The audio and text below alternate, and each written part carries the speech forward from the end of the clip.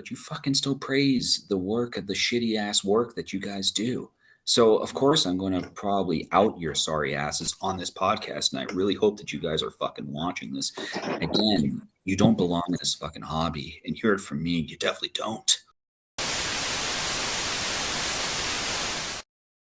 Welcome back to the Over the Shoulder podcast, episode 30. And this week we have a huge episode scheduled for you guys. We're going over our favorite Triple Crowns, and we'll have a lot of the previous guest hosts. So, Rob, go ahead and introduce our guests. Well, I got to tell you, Max, happy to, of course, be back. I was off a week. Definitely happy to be back here. The Over the Shoulder podcast is proud to bring this episode to you. Our past co-hosts, we actually have a new co-host on, but we got a whole string of gentlemen here to give their take on, what we're talking about today. But I am going to start with fellow Belt Addicts Anonymous co-founder. He is definitely a hell of a guy. KL Fan 93, of course, known as KC. Casey? I think like fifth or sixth time here on the Over the Shoulder, or sixth time on the Over the Shoulder podcast. Why don't you say hello to all the fans, Casey? Oh yeah. So, what are you wearing? Oh shit! Whoa, God! I gotta stop doing this. What is going on, you guys? It is KL Fan 93 back here on the Over the Shoulder podcast. Well, and we're definitely happy to have you, bro. There's no doubt about that. And making his, I don't know, what is it, like fourth or also fifth appearance, fellow Belt Addicts Anonymous admin as well, Brandon Christensen. Say hello to all the fans, man. How are we doing, guys? Pleasure being on. Thank you again. It's like fifth, I think it is now. We're getting up there. Like I said, it's always a pleasure coming on and talking about with you guys. Got some new guys here tonight. Pleasure getting to know them and see their collections, hear what their opinions are, and get this thing rolling. Yeah, and again, happy to have you, bro, no doubt. And again, another Belt Addicts Anonymous admin, co-founder, Jamie Gilbert, hell of a collector, no doubt about it. His second time here on the Over the Shoulder podcast. Really happy to have him back. Jamie, why don't you say hello to all the fans? How's it going, guys? Thank you very much for having me. Can't wait to talk about our favorite Triple Crowns here, and again, thank you very much. And again, happy to have you, bro. You're a hell of a collector, no doubt, with your collection. In awe of you, my friend, no doubt. We're also happy to have as well, heck of a guy with Wrestling Review Society. Go check him out on Twitch. Kevin Rodriguez, happy to have you back, bro. He was actually on our NXT episode. Say hello to all the fans, Kevin. I'm just glad I'm not the only two-timer here. Like, you introduced the first two guys, like you got a 6-time, you got a 5-time. I'm swimming in the land of Booker T's and Ric Flair's on this show, and I'm sitting here with my little 2 AJ Styles runs here. I'm just glad I'm not the only two-time guy here. It's great to see you guys. Very, very happy to be back. Had a blast last time. And one thing that I love about this is when you get this many people in the same room, the thing about wrestling is it's subjective. We don't have to agree, and I can't wait to see the difference of opinions and really the back and forth that we get to have with each other. So I'm really looking forward to it, and thank you for having me. Oh, and we're happy to have you, bro. Definitely on this episode. You're a hell of a guy, hell of a collector, no doubt. We value your opinion. We want to hear it, and we're happy to have you. Another fellow Canadian who is making his second time appearance on the Over the Shoulder podcast. Heck of a guy as well. Ryan Richards, happy to have you back, bro. Say hello to all the fans. Hey, man, happy to be here. And like he was saying, I also kind of feel like the small dog here. I got a 2-timer as well, so I'm feeling like the Miz. But yeah, man. Hey, bro, we're rocking together. Right. You guys are rocking, but we are also happy who is making his debut on the Over the Shoulder podcast. Big admin for Big Boys Belts, X-Man Belts, heck of a guy. And I hope I don't butcher the name. Nick Carnavale. Is that what it is? But hope, glad to have you here, bro. Why don't you say hello to all the fans? Yeah, Rob, you got it right. So first Good. time, and we didn't practice that either. So that's an excellent job. I don't know if you have some Italian in your ancestry, maybe that could be the excuse. But yeah, looking forward to this, guys. I am the rookie, I guess, for this podcast, but I definitely enjoy watching you guys, all you guys on here, do a great job. And I think I'm one of the people who has unpopular opinions about belts. So I'm looking forward to seeing what everybody's going to pick as their favorites. I'm sure mine are a little bit out there, but feel free to criticize. It's a free country. I think Canada is a free country still. The most exciting part. The most For now. exciting part is the difference of opinions, isn't it? For now, but we always say that who's running our country is the pretty boy who runs our country. So, who knows? It could become a dictatorship for all we know. Happy to have all of these guys here on this podcast. This is a heck of an episode that we're bringing all to you. Belt Addicts Anonymous is our main page that we are going to be showing off our episode. Of course, happy to go into this. Max, dive right in. Yeah, exactly. No, so basically what we're doing is we're picking, if you don't know what Triple Crown is, the world title, mid-card, and tag team titles. So we each picked our favorite world championship, mid-card championship, and the tag team championship. And then we also did the replicas, which we'll go over later. So let's start off with the world heavyweight champion, or the world championships. Let's start off with Ryan Richards.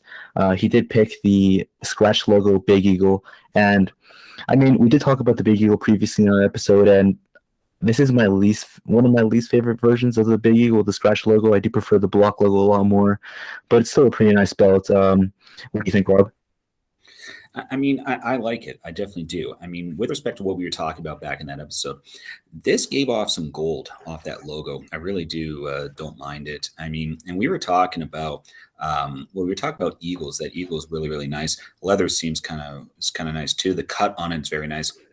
The texturing with respect to the plates in general, I still think it's a great belt. It's not my favorite, it isn't, but definitely a great belt. Casey, what do you think? So you know me, I'm a huge fan of the Attitude Era. I mean, obviously, look behind me, displayed with pride. I'm like Max. I love the block logo version of this belt. This definitely would have been one of my top for my Triple Crown, but there's just a couple things about it after it transitioned into the scratch logo that just kind of ruined it for me. Like there were a lot more versions of this belt than people realize, but overall, I do love this. It throws me back to my childhood, brings back really fond memories. So. Yeah, and I totally agree. And I mean, Ryan, I know it is your favorite belt, but why don't you tell us why it's your favorite? I mean, the design itself is pretty classic. I mean, it's circle and rectangle plates, right? So I mean, it's kind of hard to go wrong with that as long as you've got the details right. And I feel like they did. My favorite version of this is going to be the version 2 with the gold WWF logo on it. I believe it's the one that has the textured backs and whatnot and the side plates. Yeah. And I really just love it, man. I love the fact that it's got the clamshell tooling versus that stupid WWF logo on there. I don't really feel that has a place on straps. Plates, sure, put it wherever you want. But strap, there's, I don't know. There's definitely better and more classic looking designs. And another reason why it's one of my favorites too is just the history behind it. I mean, being an Attitude Era kid, I watched WCW, and I mean, the big gold looked good back then. I didn't have as much of an appreciation for it as I do now. But this was the pinnacle of wrestling for me. This belt, whenever I envisioned myself, as a wrestler or whatever, as most kids do, this is the belt that I held in my head, man. So it's got some sentimental value to me too. Yeah, no, I totally agree, and it's again great belt, no doubt. Brandon, what do you think, bro? This is actually one of my belts I like. The reason why, when I had gotten into WWF, since with the WCW had gotten gnawed out with that whole issue there, The Rock made the belt. I think, in my personal opinion, just seeing him with that belt over his shoulder, I mean, he was iconic for it. The flipping it over when he got to that top rope right there, flipping it over, looking at the crowd with his nose up in the air. that was just, you know, he didn't, I mean, belt, he had, you know, multiple other belts, but that was just, to me, that was just that moment for me that made it. But yeah, I mean, like I said, everybody, Chris Jericho had it. And then why it got me was when they didn't make the WWE version of the Big Eagle, they went and just painted over the that, you know, so because of the whole copywriting issue there. So that, you know, that was another reason why I liked it, just with a little intel there. But other than that, hands on it, I'm a leader. So anything lion in general, I'm gonna like.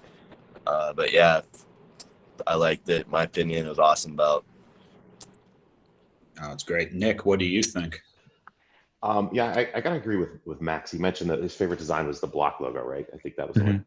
Yeah, I mean, this one, the design, it's for me, it's okay, but Brandon, you mentioned you think of The Rock, you think of Austin. They're two of my favorites of all time, and I was a big WCW guy, so this kind of was the, you know, not the enemy. I watched everything, but this was the belt that I looked at as the competitor belt. So Mhm. I wasn't a huge fan of it, but I did like the block logo the best. It's something I have in my collection. I have a block logo, so it's not something that I say, oh, I never liked that belt. Like there's some that I don't like that we can talk about later, but it's iconic. It's part of that era. It was when I really was probably the most into wrestling as a fan, so I respect it and like it. For me, it's okay. So I'd say it's average for me. I know you guys will disagree, but it's a cool belt. It's just the history behind it, and who held it. You can't knock that. Two of the greats of all time. Kevin, what do you think? You know, first off, I stand 6'5", one Reese's Pieces away from 300 pounds. Not too many people intimidate me. Ryan intimidates me, so I want to watch what I say about this belt. Ryan intimidates the crap out of me. But no, you know, this is one of the titles that really had that world title feel, in my opinion. You know, you look at the belts today, and I'm sure we can talk about that later, but they don't really feel like a world championship. This was one of the ones that really did. Felt like a real world championship. I'm conflicted on what I like as a fan and what I like as a collector. As a fan, I love this version. I do prefer the block logo. I think we all kind of can agree on that. I mean, except Ryan, please don't hurt me. But as a collector, I love to see that blue strap, that 11x7 snap box, because not a lot of people have it. And if they do have the blue strap, very rarely do you find somebody whose snap box is the right count, which is 11x7 when it debuted. But overall, great belt. They had some absolute wars for it. I think we all can. When you show me the universal title or you show me the world title today, it doesn't make me think of one particular person or even two particular people. But you look at this and you instantly think Rock, Austin, maybe some Mankind in there, and really the stuff that they did during that time. You know, the Attitude Era. Kale brought it up, but really pushing the envelope of what they were able to do on TV and seeing just how far they can get to that line without crossing it. Sometimes they did cross it. But either way, it was during a very, very iconic period in wrestling, one that we all can relate to. And like I said, it really had that world title feel to it. So I absolutely love this title. It wasn't my pick, but it's not far down the list. No, great opinions, no doubt. Jamie, what do you think, bro? So when this belt was debuted, I absolutely hated it. To me, going from the Winged Eagle to this, it to me it was at the time when, you know, just being a young guy, I'm like, this is too big. This is just, you know, like, oh, why can't they keep using the Winged Eagle? You know, all you know, all that type of stuff. But over time, I really gained a great appreciation to this belt, and especially with just the era in which wrestling was, you know, transitioning to. You know, so the belt, it grew on me. I like how the I'm a block logo guy, so you know, I would have preferred they made, you know, this, you know, in the block logo form, but obviously they didn't. But as far as design, you know, it does have somewhat of a resemblance to a Winged Eagle, so it did kind of, like I said, it grew on me. I love how the eagle stands out. I think that's an eagle standing out on a belt is iconic to a world championship, in my opinion. And I loved the globe. I thought it was great. I love how the word champion is out there and very presentable. I like I said, it grew on me. I love it, and it is one of my favorite belts, and so that's pretty much about it. Mm-hmm. Yeah, overall, I mean, I don't hate this belt. I know sometimes I hate on the scratch logo a lot, which I do hate the scratch logo, to be honest. I love the block logo, but it's not a bad version. If I had to pick a version that's not the block logo, I'd probably pick this one, which is the gold version. But let's move on to Jamie and, well, Dan was supposed to be on here, but unfortunately couldn't make it. But this is a Jamie and Dan's pick. It is a dual-plated wing deal with a painted-in heavyweight banner, and just an absolute beauty of a belt. I'm sure everyone's going to talk about this, how much they love this belt and the history behind it. But I mean, there's not much to say. Everyone's talked about it before. I love the dual-plated version way more than the all gold. I do like the painted-in heavyweight. I love this version. What do you think, Rob? I totally agree with you, Max. I love how the wings come up a little bit higher on that. I really do. Dual plated is beautiful. It absolutely is. The cut is beautiful. I think the strap looks great. I think the tooling looks great. I think the plates look great. It's not my favorite version since my name's not on there, but I mean, I can always comment on one of probably the worst bootleg makers that there is. Of course, United Bitch Brothers. I mean, what can I say about you motherfuckers? I mean, you seriously, you guys would probably fuck this up just like you've been fucking everything up. And then you have the audacity to argue with me on Facebook how you guys are actually great, so on and so forth. And you guys are commenting on how you don't make the belt. Yeah, but you fucking still praise the work of the shitty ass work that you guys do. So of course I'm going to probably out your sorry asses on this podcast, and I really hope that you guys are fucking watching this. Again, you don't belong in this fucking hobby, and hear it from me, you definitely don't. And I'm hoping that you guys hear about this, but I mean, I know that you guys will fuck this thing up. I definitely do. So hopefully you guys will not be showing this off to your what? How many customers do you have? Probably none. Anyways, Casey, what do you think? Anybody want to hear how Rob really feels? Yeah. First and foremost, I got to say, Rob, boom. Yeah. Badass. Amazing review of some absolute dog shit right there. No doubt. But anyway, let's talk about this thing. The Winged Eagle is, in my personal opinion, I'm probably going to get virtually beat up for saying this by some of you guys because I don't know you. But I think this is the most prestigious design that has ever been adorned with any championship belt, even more than the Big Gold, more than the Dome Globe. I love this thing. I didn't really get to see it much on TV. I started watching in 1995, and I mean, that's only 3 years of the Winged Eagle belt. And I was really growing up to the Attitude Era, so I was more used to the Big Eagle. But I was always really thrown off by this because I just thought that the Big Eagle was a scaled-up version of this. Like, I don't know. There's a lot of similarities, but this one just looks so much better than the Big Eagle. I absolutely love this belt. I got to agree with Max. The dual-plated, my opinion, is the best look for this belt, but definitely with the heavyweight banner painted in black there. I don't really like the WrestleMania 4 version myself, but the Winged Eagle is wonderful. Absolutely wonderful.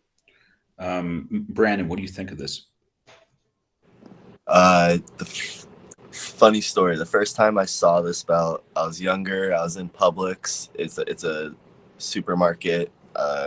We have like 1,700 stores roughly right now.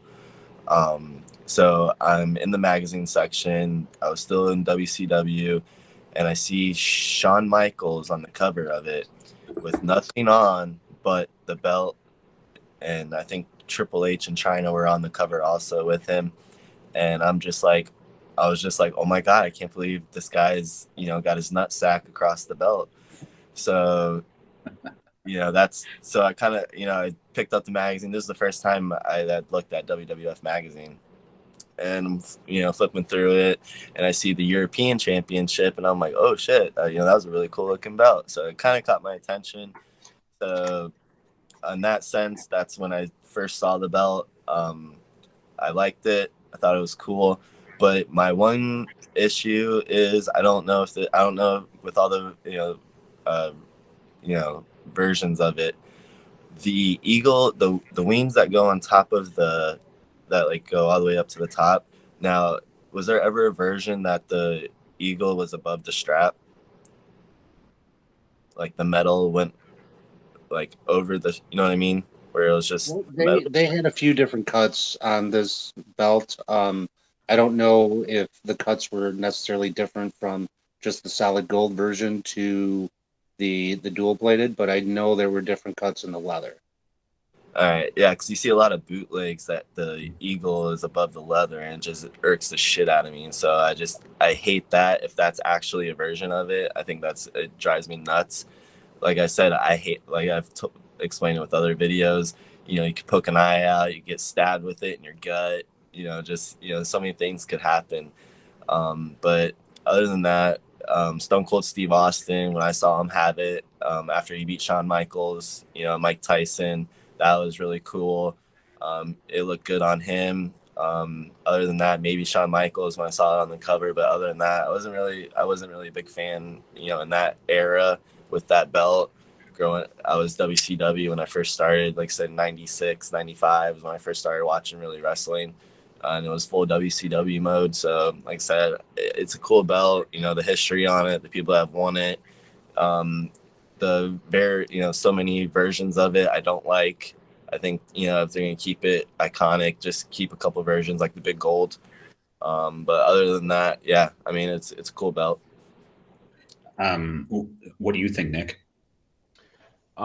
This is an interesting one for me. I was kind of torn on what to say here, but this is the version I have. I just have it. I got it on a white strap just because I wanted something different. But I have the dual with the heavyweight painted. I think that's like you guys were saying. That's the way to really make it pop. The one I guess issue. This is kind of everybody's. You poll everybody. Oh, it's my favorite belt. Winged Eagle with this version, that version. It's a good belt. It's a classic. Gotta have one. The thing is, when I first got a replica in my hands, the first one I got was the shop replica, and it's this perfect scale. I realized how small it was, and you see. I remember seeing Yokozuna holding it, and it looked tiny because Yokozuna is a beast. Anything looks small, but even when Brett had it, Sean had it, it looked okay because they're smaller guys, but it's a small belt. So that kind of shocked me that it's a world title and it's that small. And this was the same time as the I'm a WCW guy too, like Brandon. The big gold was around, and you look at that's a huge belt. It was almost too big for like a guy like Ric Flair. And then you had this, and it was interesting that in the size difference, but the design's great. The etching is fantastic. The eagle, and I think someone Brandon, you were asking about the cuts. I think there were at least two different cuts. There was like a more round cut, and then there's like a tighter one with a pointier one, and that's the one where the eagle's kind of peaked above it, like it looks like in here. So there was really, to my knowledge, there's two different cuts of the leather too. So it's a cool belt. It's a classic. Not one I picked as my Triple Crown, but gotta respect this because I was a huge fan during that era. So awesome belt. No, yeah, awesome. That would have been really cool to see on a white strap. Got it. Yeah, the one I have is a white strap. Yeah, that's insane, man. Just to get it different. I know it's not accurate, but yeah, no, unreal. That would really make it pop, I think. Ryan, what do you think? Honestly, man, like the Winged Eagle, I don't know, like the classic Triple Crown is always gonna have a spot in my heart. Man. When I first started watching, it was like late '80s, early '90s, and they're some of the most iconic belts. Specifically, this cut of the strap on this, I love it, and I'm kind of going against the grain when I say that I like it when the wings go over the strap. Yeah, I mean it can be dangerous. Yeah, it's not the most practical thing in the world, but I don't like the round strap cut at the top, like where it's kind of circle as opposed to the egg, because there's just too much fucking empty strap there, you know. And I find that with some of the belts today as well too. There's just too much fucking strap for the plates that they have. Obviously, the history of this belt plays a role in it, but I really just think that it's one of the best looking belts out there, man. And I wish it was a little bigger. Yeah, I do, because people like Sid and Yokozuna and even Taker, it just looks like a fucking kid's toy. But the belt itself, though, looks fantastic. I must say, like, it's definitely in my top 3 for world heavyweights. Yeah. Sorry, Kevin, what do you think? So when it comes to this belt, I think this is probably the ugliest belt I've ever seen. Like, no, I'm just kidding. I'm just kidding, guys. I'm joking. My heart drops. That was funny, but yeah. No, so I've actually got to see. This is one of the few belts where I got to see the ring used version. I got to see Yokozuna's. I didn't get to hold it, but the one that he used is actually owned by Off of the Wild Simone, who owns a wrestling promotion in Florida, WXW, and they still use Yoko's title down there. And just seeing it in person, I do like the dual plated better. One of my biggest things as a collector is I love when a belt has contrast, whether that means dual plated, kind of like everybody was hinting at with the banner painted in, not the unpainted. I think a big selling point for me with a belt is I want to know exactly what I'm looking at from a distance, from close up, no matter what it is. I want to know exactly what I'm looking at. And this really had all of that. But one thing that it had, as opposed to the Big Eagle, in my opinion, this belt was elegant. It had like that elegance to it. Like if the Big Eagle is, Kevin Owens is world champion wearing tap out gear, this is Roman Reigns in a suit. Like it's just two different feels to it. It added that classiness, it added that elegance, and it wasn't as rough around the edges, and it was just really, really cool to look at. And like Nick said, it is a cornerstone for any collection, whether it's your favorite, whether it's not your favorite. This could be the cornerstone for anybody's collection. I just want to go ahead and reiterate one thing that was said earlier about this belt, and that's what Brandon said. It took a naked guy on a magazine to get him into WWF. Just saying. I mean, he's not wrong, Brandon. But no, don't great edit belt. that out. Keep that Great one. belt. Great belt. Jamie, what do you think? So the dual plated look on this Winged Eagle is by far the best version that they that they had on TV, especially with the colored, the black with the heavyweight there. This belt is just extremely iconic with the amount of wrestlers that had held this belt. I started watching wrestling late 80s, early 90s, so I got to see a lot of different champions hold this belt, and it's just really iconic for me. And I love the design just through and through. I'm really, really a huge fan of the attached sidebars. I mean, there was not a whole lot of belts that were produced like that. I mean, there were a few, but I really like the sidebar thing.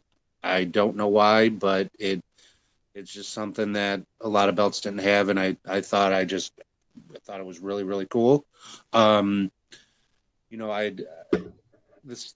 side plates, there's not a whole lot going on, but I mean enough. I do wish that there could have maybe been a little more color in the side plates. As far as like a pop, kind of like the center plate. I love the logo plate on the side, on the strap. Loved it when Hogan had it. Had his name on it. I thought that was awesome. I don't know if there were any other wrestlers that had their name. I think Macho Man. Macho Man did. Okay, I think so, yeah. I wasn't sure. And I know Warrior did. Warrior and Hogan. But overall, this belt is iconic for me. I absolutely love it. My favorite world championship, and like we just discussed the Big Eagle. I was really sad to see this go away. And it was kind of nice to, I know there was like a photo shoot WWE did a couple years back with wrestlers having iconic belts, and I think it was Roman that had this belt, and I thought it was really cool, really really cool. So it was nice to see that. But yeah, overall, this is my most iconic and favorite belt out there. So. Oh yeah, very solid pick. I mean, I feel like a lot of people would pick this as their for the perfect world title. Let's move on to Casey's. Oh, sorry. Go back. I was just going to say one thing I forgot to say about this that might be a little bit of a controversial opinion. I love how this belt had no stones. It didn't need it. Like belts today, like when you look at AEWs and WWEs, they're stoned all to hell. I love how this belt had no stones. It didn't need it, and there's just something about it. And as belt collectors, we all know when those stones fall out, the belt looks like shit. Yeah, you didn't have to worry about that with this. True. Yeah, no, the current belts are as stoned as Casey and Brandon. Well, let's go on to Casey's pick, which is the undisputed version 1, the super tiny version. But this is the only version that had the WWF logo. So it's a beautiful belt. Rob, what do you think? Yeah, and I mean, I love big ass titles. This doesn't do it for me. It actually doesn't. I mean, the smallness of this belt. The only thing I like about it, again, well, is that it is WWF, and that I don't own it. I mean, and I don't have the chance to own it. And I mean, that's exactly it. Would I go and would I actually try and fish something out of my toilet before I own this? Probably something. No knock against it, Casey, even though it is your favorite, not my favorite. I'm all big, and definitely all big titles, my display and everything. The one up in the case, the one over there, I am big, definitely, with respect to the undisputed. This doesn't do it for me. However, I will open the floor to KO Fan 93 to provide his opinion on this belt. Yeah, defend this baby size belt, Casey. Yeah. This is Pittsburgh County Sheriff. Yeah, I'd like to report an absolute twat waffle. He's somewhere in the back ass part of Canada. Well, fuck you too. Hey man, I regret that. Part of Canada. Okay, so it's tell me how you really feel, Rob. He's been doing that all night. I don't. No. Definitely. Like somebody put a sensor on this guy. I missed a week, man. All right, but bad mood. Okay, so in all honesty, let's get real here. This is my favorite version of any championship, and there's a lot of reasons behind that. I know you guys are talking about the size of this belt, how it's small. Look at the Winged Eagle. It wasn't a huge belt, like we said. It doesn't take – God, I can't even believe I'm about to say this. It's not the size of the boat that matters, fellas. Man, that was my joke. I was going to make that joke. Well, credit to you, whatever. You can have the rights to that, but I said it. My wife's been telling me for years sizes and everything, and then I come on here and Rob's telling me that's all that matters. Yeah, well, guess what, homie? I'm divorced, so does that tell you anything? Anyway, okay. In all seriousness here, the reason that I love this title so much is I was really, really happy whenever Triple H had his big triumphant comeback there in 2002. Because I remember when he got injured, that was around the time that I realized that wrestling isn't supposed to be real, and these guys aren't actually supposed to get hurt.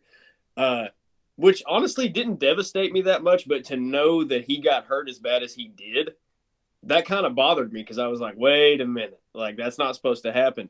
And when he came back, I was like, oh my God, he's like going to do stuff again. Like, I didn't know what was going to happen. And he freaking comes in and wins the damn undisputed title, and he gets handed this thing. So that it just takes me back to a very special moment in wrestling for me. And this is also the final version of the World Championship that Hulk Hogan would hold. Yep. It's my favorite version The Undertaker held, sorry. But that picture of him right after the match at Judgment Day 02, when he's still got Hogan's nameplate across that belt, and he's just got that smug look of satisfaction on his face, that is a grade A photo right there. This belt, to me, just screams World Championship. You've got the starburst coming out of a globe, which is painted black instead of your traditional blue. We're stepping away from tradition and moving into a newer age. The WWF logo on this really, really pops. It's a shame that the version one that got released by Figs was a WWE. And you're damn right, I'm going to own that belt again soon. But I love everything about this belt, from the stupid little logo plate, and there's nothing that I dislike about this belt at all. Not even the size. Not even the size. Well, you backed it up, my friend. Brandon, what do you think? Sorry, Casey, on this one. I think this is probably one of the bottom of the barrel belts. Get out! Get out now, damn it! Yeah, I'm not a fan of this one at all. Just in general. Yeah, I can't even really Just say it sucks. It sucks. Come on. There's not much to say. It sucks. That's worse. Yeah, next. You see, he holds the opinion that I do, which is incredible here. The almighty opinion. Ryan, what do you think? Honestly, I like it. I like it more than I do the version 2. The only thing about the version 2 that I like is the size. I like gold. You know, I'm fat. I'm part Scottish. I like gold. I love the fact that there is, you know, much more gold on this than on the V2. And you know, it is a special point in wrestling. You know, when Triple H came back and made that comeback, that was fucking huge. You know, not only was that huge, but Triple H was still huge. You know, and that was the best version of the Triple H, the game. You know, I liked my version of the Undisputed is going to be the 2-belt combo, obviously. But as a singular belt, this one does scream prestige, and I feel like this is the last world title that WWE actually got right. Everything after this is a fucking toy. And, you know, while it might be cool to restone it or, you know, fucking stack the plates or re-leather it or whatever and make it weigh, you know, 25 pounds of wheel weights, it just doesn't, you know, it's just polishing a turd, man, compared to the classics. And this is the last classic for me. So in a top 5, definitely in the top 5. And Thanks. And you know, you speak about polishing a turd. I guess United Bitch Brothers think that they can polish their turds. Nicholas, what do you think? Come on, Nikki, bring it home for us. I'm quite torn on this one. I mean, I got the Figs one, so if you wanna purchase it, here it is. It's for sale. So let me know. We'll talk after the show. But when this is like, I bought my first replica in '99. This is one of the like the third or fourth. This I got in 2002. You know, this is the 2mm deal. Had this a long time. Very sentimental value because I saw this and I was like, this design is awesome. I liked them when they were carrying around the 2 belts, but I saw this and I said, that's just something fresh, something new, a unique design. Then I saw the size of it, the replica, and I'm like, oh man. And then I started doing some research and I'm like, okay, the version 1 was that small. I was disappointed in that. So that's the only real gripe I had with it, that it was a smaller belt. I mentioned the Winged Eagle was a smaller belt. They corrected it with the version 2, which we'll talk about later. But it's an awesome design. It screams World Championship. I love the black and the black and gold color scheme on that, because I love the when the Raw tags came out. Those were my favorites. And most people like the SmackDowns, but I like the Raw. The design is cool. It's a little too small. They later corrected that. So cool belt. One of the ones I have at my house here in Florida. I have the other ones back at my other place, but Got it hanging from the wall because it's one of the first replicas I purchased back in 02. Well, Casey, I guess you're having some company here. Kevin, what do you think? Sorry. I think me, Casey, and Ryan and Nick, we're gonna make it just a 4-man tag team, and we're gonna be like, I know there's trios champions, but we're gonna be the first foursome champions of the Over the Shoulder podcast because you guys are crazy. This belt is great. I love this belt. I understand it's not the biggest belt in the world, but neither was the Oval IC, neither was some of the other belts. And the Oval was garbage. Sorry, go ahead. Yeah. You're lucky this is your show and I don't control the mute button, okay? Somebody check this kid's ID. Anyway, this, in my opinion, all jokes aside, in my opinion, this is the last world title WWE/WWF made that looked like a world championship. It's the last one they had that looked like a one that you would want to represent your brand. You know, the spinner was great for some people, not everybody. The belts now, but this one was something that you can put on somebody, have them go on the Tonight Show, have them go on Saturday Night Live, have them go wherever they're going to go, and have that belt, and it look like it represents your company. I love this belt, and I'm normally a dual-plated kind of guy, but I don't think this belt needed it. Kind of going back to what Kale said, the fact that it was black and gold added that contrast that you normally get with, you know, the dual-plated. But with all the filler and the black globe, I think it broke it up very well. And this is the belt that they had when I became a fan. Like, I went back and watched older stuff after, but when I became a fan, when I started watching it regularly, this is the belt that was being used. I absolutely love this belt. No, that's it. I mean, you guys have got good opinions on it, no doubt. Jamie, what do you think? Save us, Jamie. Come on, join us. Shut up, Max. Jamie, you're muted. Muted. He's muted. Jamie, you're muted, and it's past Max's bedtime. All right. There you go. Sorry about that. All right. This is a great belt. I love it. This is, you know, everybody that likes this belt hit the nail right on the head as far as contrast, look, feel, everything. Like, I really can't say anything more than what everybody else has said as far as how much they like this belt. I was just in awe when Hogan had this championship belt. I was really glad to see him win the world championship. You know, one last little short hurrah as world champion. And when Taker won, you know, won the belt, I thought that was great. You know, so I love the belt, love the contrast, the black and gold, awesome. You didn't see a whole lot of that in replica belts, especially in a world title. And I think that's why I liked it so much. So that's all I got. Yeah. Oh, Max, we're outvoted, man. Yeah, I think we lost, unfortunately. I guess it's a good replica. It's a good belt, I guess. Yeah. Let's move on to Brandon's pick. Let's move away from WWE and go into TNA, the Impact, or the TNA Wildcat belt. I love this belt. I really love this belt. It's huge. The contrast is there. I love the leather strap. I love the plates. I just love this belt. We talked about it in the Impact/TNA World Title episode. I love it. What do you think, Rob? Now we're fucking talking here. This is a huge ass title. I love big, of course. Anyways, no pun intended. No pun intended. We know you do. Yeah. With respect to this belt, I mean, Brandon definitely hit it right on. I love this belt, and we've talked about it before. It just looks fucking good.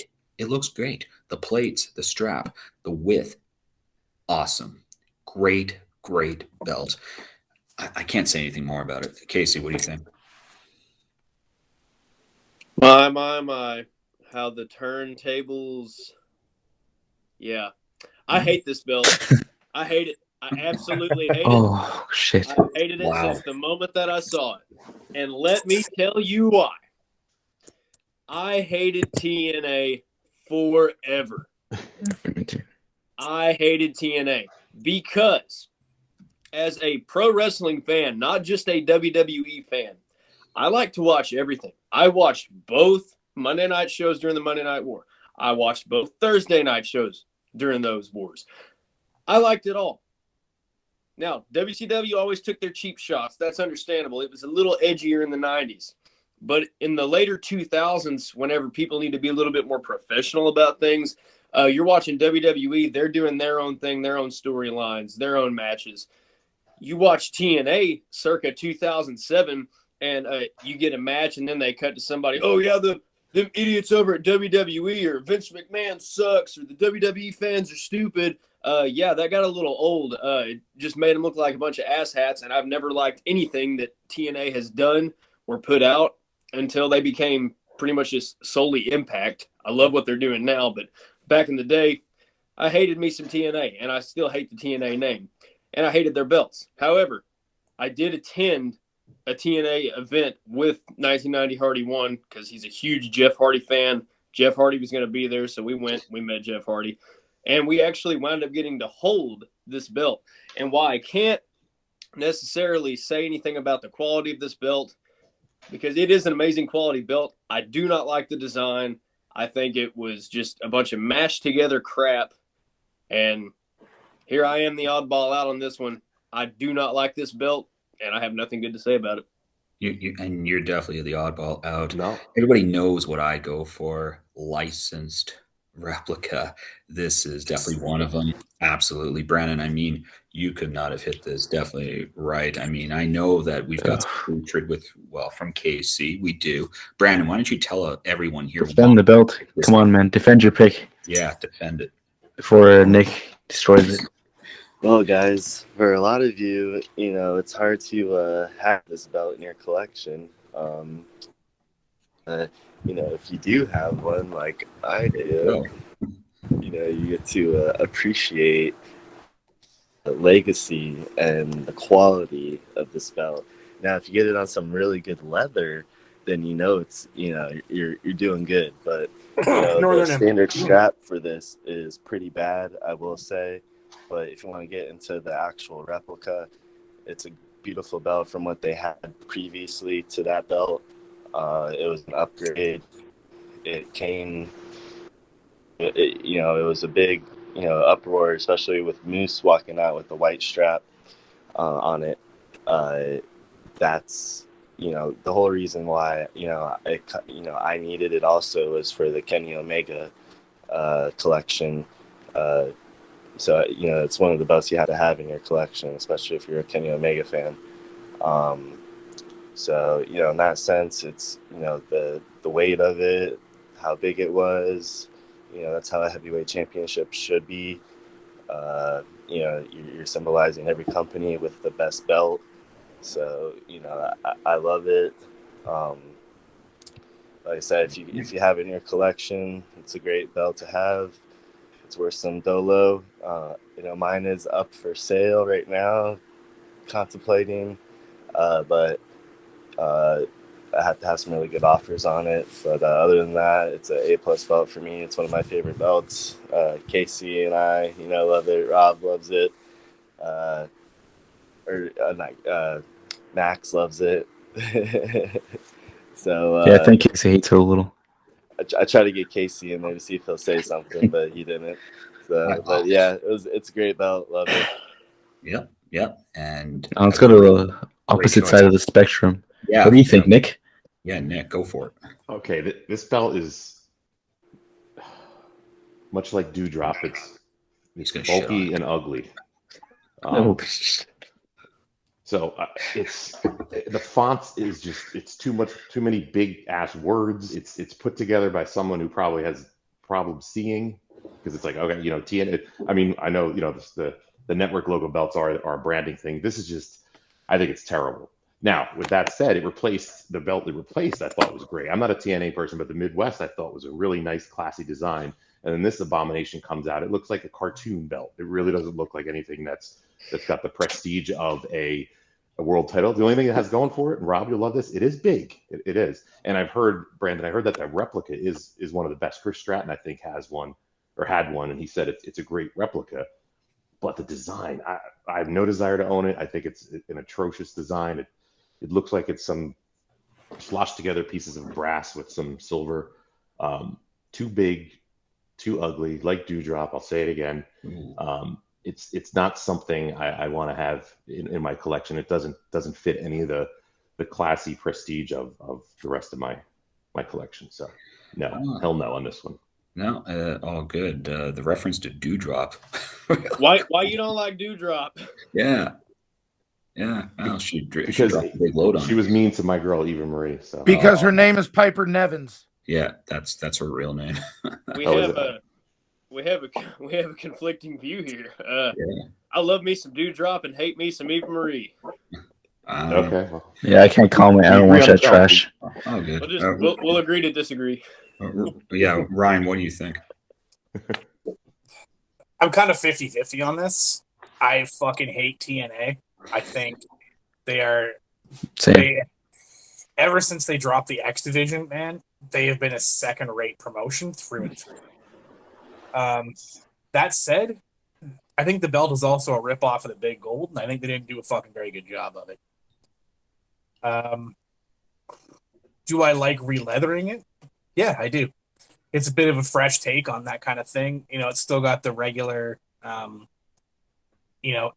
for the plates, snapbox type deal, but it's a little bit of a change up from the everyday. So that's kind of cool. And I really do enjoy doing those. If anybody has one they want releathered, check out my page. Cheap fucking promo here. Yeah, I've done a couple of those and they look pretty decent. But in terms of what I have on in my collection, I'd have to wait and see if they hold their value, because that's the only reason why I would have it in my collection. So 50-50. I hate it, but I like working with it. So there you go. I just want to comment. As for the replica, I think unless they release this again, I think it's going to hold its value pretty well. I mean, would say so as well, and I don't really think there's a reason for them to re-release it. But if TNA starts garnering viewers somehow and they actually turn a profit, maybe they will do something like that. Fair. Sorry, Kevin, what do you think? I'm going to side with Nick on something that he said. I think the one that came before this was TNA's best world heavyweight title they have ever had. That doesn't include the 10 pounds of gold, because that was still technically under the NWA umbrella. We can have that debate another day. But as far as TNA standing on its own, under its own brand, under its own licensing, under its own banner, I do believe the one that came before this is the best looking TNA world title TNA's ever had. With that being said, this belt doesn't. Let me clarify, because I know for the viewers they didn't see it, but you guys who can see all of us on the screen, when I started cheering and stuff when I saw this, it wasn't for this belt. It was for the fact that somebody picked something other than WWE, which I did, and you guys will see that when you get to mine. But I feel like it takes too much to make this belt look good. And Max, you did a great job at choosing these two photos. Look at EC3 in the ring. The picture of that belt does not look good at all. The one with Moose looks decent. That's under bright lights. It's with a good camera, with everything they did. They had to make this thing look good. It doesn't look good on its own. It doesn't. I see what they try to do. They try to dual plate it. They tried to add stones. They tried to do this. They tried to do that. And like Ryan said, they missed on every account. One of my biggest pet peeves with this belt, I hate those globe side plates. They look freaking weird to me. If you want to put 4 different angles of the globe, just take a picture of the front, the 2 sides, and the back of it, and put that on each side plate. This little half oval shit, I don't know who you're trying to fool, but the earth ain't shaped like this. Right there is your literal polished turd. And the only other thing I'll say about it, not only did we not want to see this belt on TV, this belt didn't want to be seen on TV, because every time I look at this belt, all I can picture is when Kenny did win it and he held it up, the side plate literally fell off. That was the belt saying, "Why am I here? Just let me go home. I don't want to be here." I like that they tried to do something different. I think TNA did a lot of innovative stuff with the Ultimate X, and I was a fan of the King of the Mountain. I kind of liked the controlled chaos that it was. I enjoyed their version of the Elimination Chamber. You had to climb all the way up and go through the spout on the top. I like that they were trying different things. But much like the Ultimate X versus Elevation X, some hit and some didn't with their titles. Some hit and some didn't. There is a TNA belt on, well, technically an Impact belt on one of my top. This one wasn't it, though. Not to shit on anybody's favorite. Once again, wrestling is subjective, and the best part about it is we don't have to agree. We can have difference of opinions, and that's what makes conversations like this so much 100%. Fun. Makes it so much fun. We don't have to agree, and we can still be friends at the end of it. I feel like they went to the plate expecting to bat 1,000, and they struck out. Oh, those are awesome comments. There you go. Jamie, what do you think? So, I am not a fan of this belt. You guys hit nail on the head again. Those side plates are absolutely freaking hideous. Like, why would you design a belt with side plates like that? I'm sorry, like that thing in the middle, like I just can't get past it. It's absolutely ridiculous. It makes no sense whatsoever. And when I believe Sting was the first person to win this world championship, if I'm not mistaken, the first original belt was literally like if you were to put the belt next to him and he would hold it up, it was as tall as he was. And it was absolutely just massive. Now, I do own this belt in my collection. I do own the replica, and it is heavier than shit. But I have the other TNA World title. I think that was a great belt. This one was a strikeout and miss for sure. The snap box looks terrible with how the side plates are, and just the whole belt in general. Like it to me, the snap box is way too small for the belt. In general, so I'm not a fan of this, and I hope I never see it on TV ever again. Got some strong words here, Max. I'm a little worried to show my pick.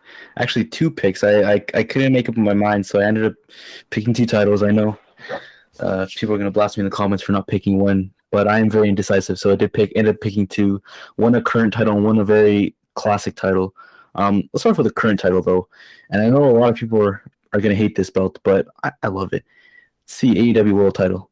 I mean, I love this belt with a passion. Now, don't get me wrong. When I first saw it, I was not 100% in love with it. I thought it was okay. The more I've seen it, though, I absolutely love it. Now, I do prefer this original version with a silver floral as opposed to the current one with a gold floral. I think it's just too much gold in the current one. I prefer the silver one, but I absolutely love it. The side plates, how they fit in together. I love that. I love the stones. Now, it does have a ton of stones, which is, I mean, it can look goofy on some books, but for this one, I think it looks really well. It's like they're not just placed on there randomly around a logo like the WWE title, the Universal. They actually have a spot for it. They look nice. They have stone holders. The globes around look beautiful. I love the little nameplate, big AEW on the main plate. I love the tooling with the AEW tooling going on the strap. I love it. What do you think, Rob? Yeah, I'm with you. I mean, I love it's a big title again. I love the side plates. I love the stones. There definitely isn't a lot of color, well, but who cares? I'm glad that you actually did not show one of the other photos that we had on a previous episode where we were talking about shit belts of the week, and of course, United Bitch Brothers were what they put out. Though that one that we actually commented on had a fucking point on it. But anyways, with respect to this title, though, I absolutely love it too. I'm with you, and I don't know the other opinions that we're going to have of the other co-hosts that we have. It's a big title and it looks good. Distance between the plates, whatever. But I think that it just screams the title. It just screams title, and it's got a shit ton of stones. You're absolutely right, but I do love it. Casey, what do you think? I don't hate the belt. I do not. How do you see that look of relief on Max's face? He's relieved. So I definitely don't hate this belt. I'm not a big fan of it, but that has nothing to do with the belt itself.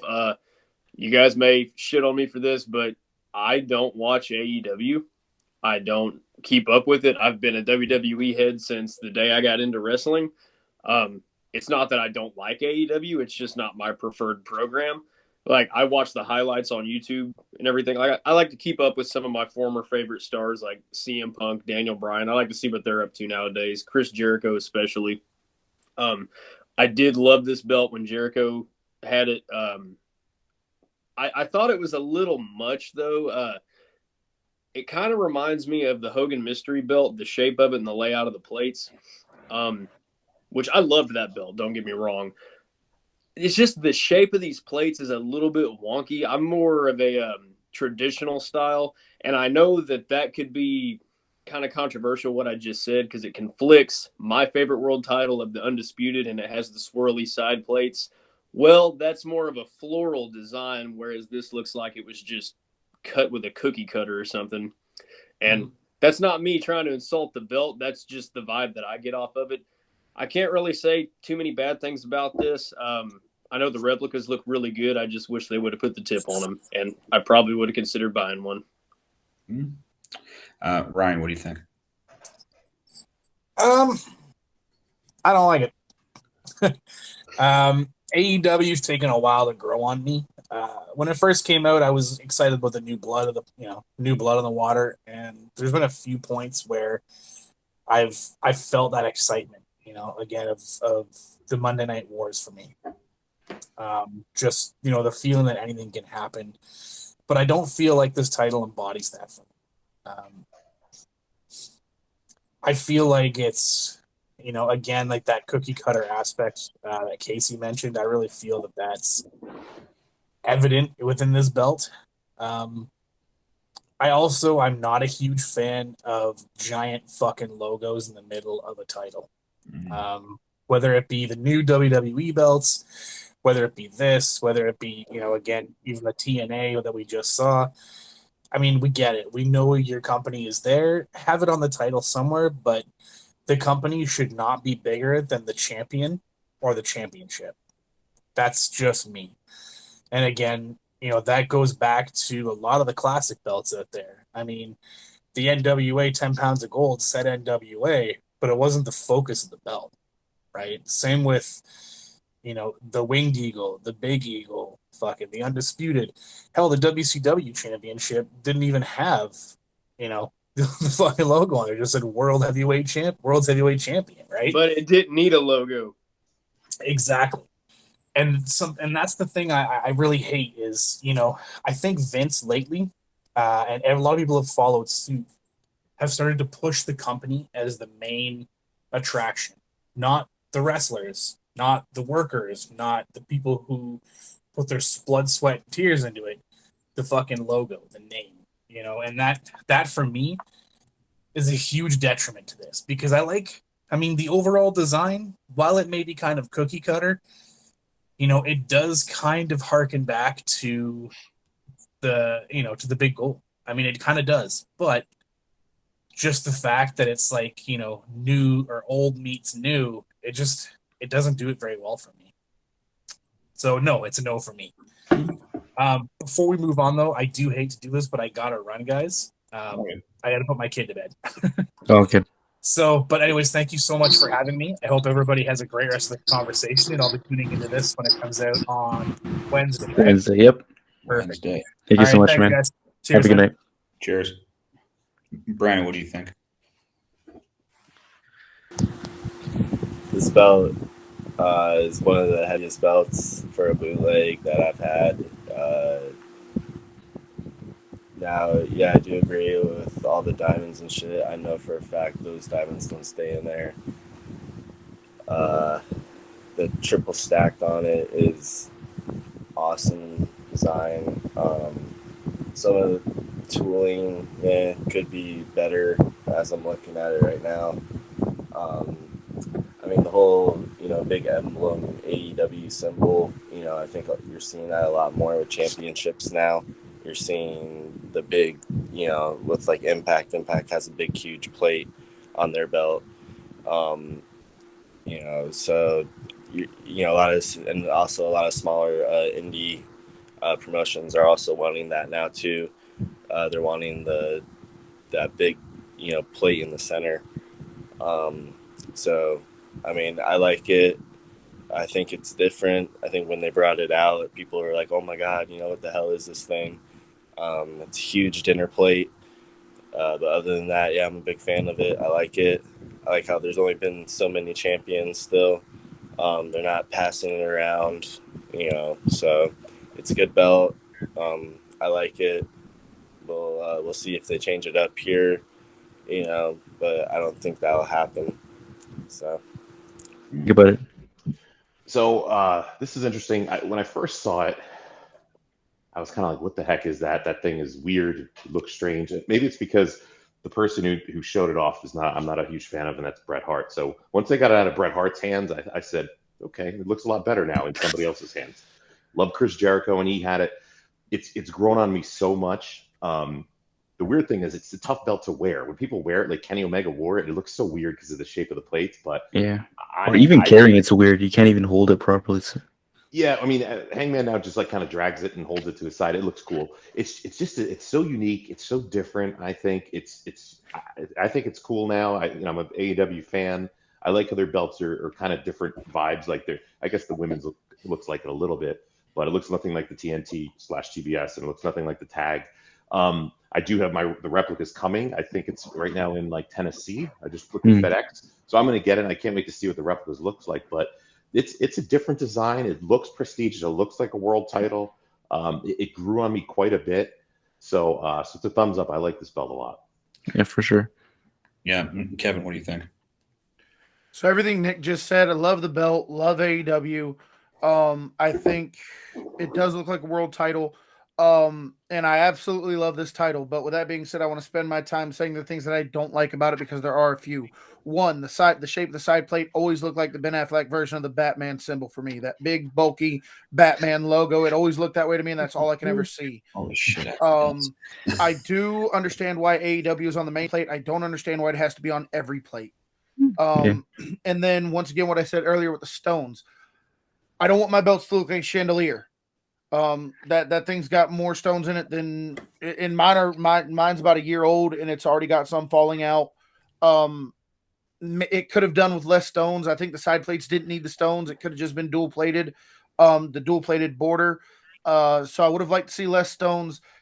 Change that shape of the side plate because all I could see is the Batman logo. But I will say this, and this is going off of the last belt we just saw. I think it's funny that the TNA Wildcat couldn't get 4 pictures of the globe correct. But this one, just on those front 3 plates, has 10 of them, 10 different shots of the globe, and they're all circular in the right shape of the friggin' planet. But with that said, that's really all I got. Love the belt, but I do have gripes about it. Now, my second... Oh, sorry, Jamie, go ahead. Jamie. I'm not really a fan of this belt. It's a thumbs down. I think it's just... It's like the TNA belt. I think it's just too big. There's way too much going on. It's just I'm not really a fan of a whole lot of stuff going on with belts. I just like plain simple, to the point. And I think when you look at this belt, like you're looking at. There isn't, you've got the big logo and that's what your focal point is. But then, when you look at, you try to look at the plates and see what's going on. It's hard to determine everything that's going on with it. And there's, the cookie cutter plates. It's too much. It's a no for me. Yeah, I understand. No, my second pick is the actually the NWA Stampede belt. I know Dan would have loved this if he was on. I never really saw this belt until Dan started talking about it, and I have been obsessed with this belt over the last few weeks. Now, the condition it's in this photo is complete dog shit. Originally, it didn't look like this. It had the names on the side plates. I love this belt. I don't know, something about it. I love the tooling, the intricate tooling on the strap. I love that. I love some detailed tooling on straps. The main plate, I love that green they use in the background with the 2 grapplers. Love that. Love the small NWO in the bottom, floral pattern, the eagles on the sides. Simple, but it's a beauty. I love it. And I know one of Nick's favorite wrestlers held this, Bret Hart, of course. Rob, what do you think about it? Oh, I mean, all I got to tell you in 30 seconds or less, or I guess, I find the main plate to be weird. I find the side plates to also be weird. Like the color with the green. I mean, what the fuck are we trying to do here with respect to that? I mean, I love Bret Hart. I do. This belt, I will not develop an obsession for. I'll develop a dislike for. No doubt. You are absolutely right, though. This one does look like it's dog shit, but if you brought one up and if you actually had it made, it would probably still look like horse shit and dog shit mixed together. Casey. I don't really know anything about Stampede. Take that for what you will. I don't know much about it. I don't hate this. I don't love this. I don't really know enough about it to say much about its history or anything, but I can tell this is definitely used in the earlier days of Stampede, and this for what time period I'm assuming this was, it looks pretty good. That's it. Nick, I know you probably think that Brett's amazing. There's the best in the world. What do you think about this belt, though? I don't get this belt. I mean, the design, the square or rectangular is definitely kind of weird. You know, the one redeeming quality, Max said, the tooling on the strap is cool and it's unique, but it's a weird shape. I know AEW's got a weird shape belt too, but this thing's really odd to me. I don't usually go for those older style designs. You know, the territory ones. You know, the weird NWA ones before the Crocker Promotions ones. I don't like those either. So I don't like this. Yeah, usually sorry to interrupt, but usually I'm not for like the older belts. I always disrespect old belts on these episodes. But like something about this, I don't know. I fell in love with it. Maybe it's like a weird obsession. I'll get over it in like a year or so. But for now, I'm loving it. What do you think, Brandon? Pass. Yeah. Jamie, what do you think? So I like Casey. I really can't comment too much on this. As I like the green, on the center plate. I think that's kind of cool. But I think that's really all that it's got going for it. So yeah, that's all I got. I'm not really a fan. It actually looks like a fucking eyeball. Sorry. It looks like an eyeball, exactly. And then there's some shit like that. I have no idea. And then you've got like the lids. Yeah, the eyelid in there. Shit. Anyways, now you can't unsee that now. That's man. Kevin, what do you think? Yeah. Strap's cool. I like the tooling on the strap.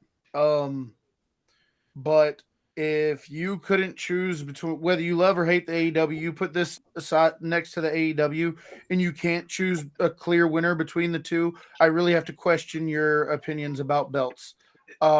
This, I don't know what I'm looking at, and I understand there's a lot of people who might like it. I'm not one of them. I've been staring at it this entire time, trying to find one thing that I like about it, and really just the tooling in the strap I think is great craftsmanship. The strap looks great. But all I've heard you say, Max, is if I have a really good strap and I take a shit on it, you're going to want to buy it. I'm pretty tempted, not going to lie. I'm in straps, so might be. I don't know. This belt's it's a really weird belt, and I honestly just want to see your guys' opinion on it. And clearly you guys love it. So let's move on to the next one. It is Nick's pick, the Undisputed version 2, the best version of the Undisputed Championship. Rob, what do you think? Couldn't agree more, Nick. Absolutely. I love this version of the belt. I mean, I have one. I definitely do.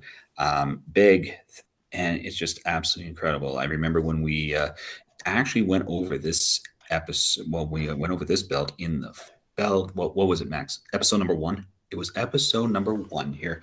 I love everything about this. I definitely do. I love the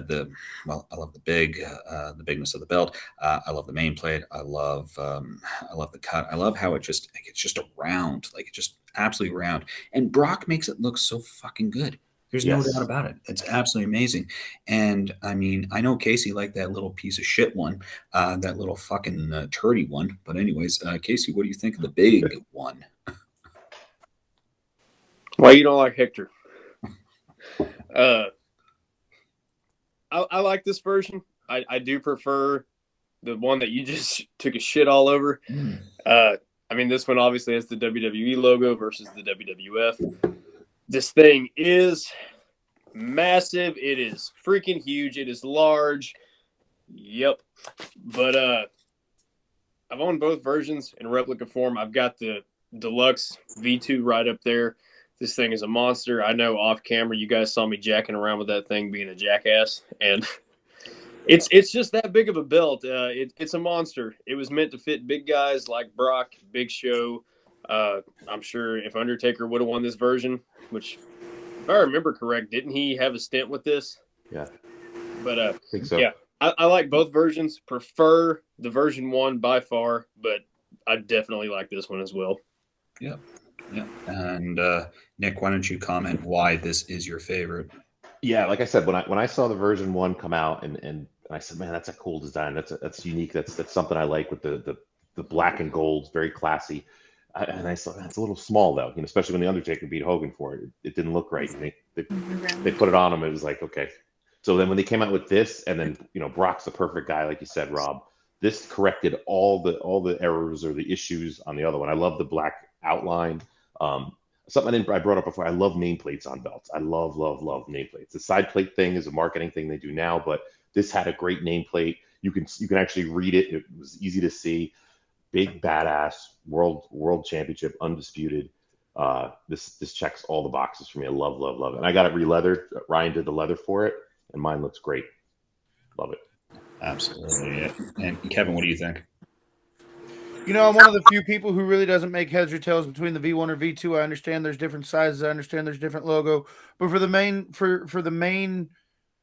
point of it, the artwork's still similar. It's a great looking belt, regardless of whether you got the V1 or the V2. I know Rob is a size fanatic, so I can understand how that would sway you one way or the other. Some people are strictly against the WWE logo versus the WWF logo, so that could sway you. But taking those two things out of it, I think this is a great belt no matter which one you have. And for me, this is the one Eddie held, and how can you hate something Eddie held? Yeah, I don't make heads or tails between the two of them. It's all personal preference, whether size or logo or whatever the case may be. I love them both. I'd be happy to own both. I do own the V1, but that's not to say that I wouldn't want to own the V2.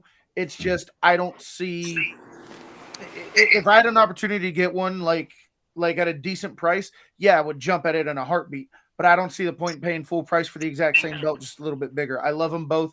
I think one is just as good as the other. But we all have those little tiny nitpicks, and I think that's what it comes down to between the V1 and the V2. Once again, I like them both. Not a bad thing to say about them. They both look like world titles, and I love them. Absolutely. Brandon, what do you think? Casey, now you're gonna like what I have to say about this belt. Now this is way bigger, so that means you're gonna need a bigger trash can to throw it in. Oh, I don't know how to remove you from the call. If I knew, I would. Come out. No, I'm just kidding. But for real, I mean, I like how they upgraded it to a bigger size, so it does look more appealing, I guess, more detailed. Still, the side plates I think are still small for the front of the plate. But other than that, like I said, I like it. It's better than the V1, but still, eh.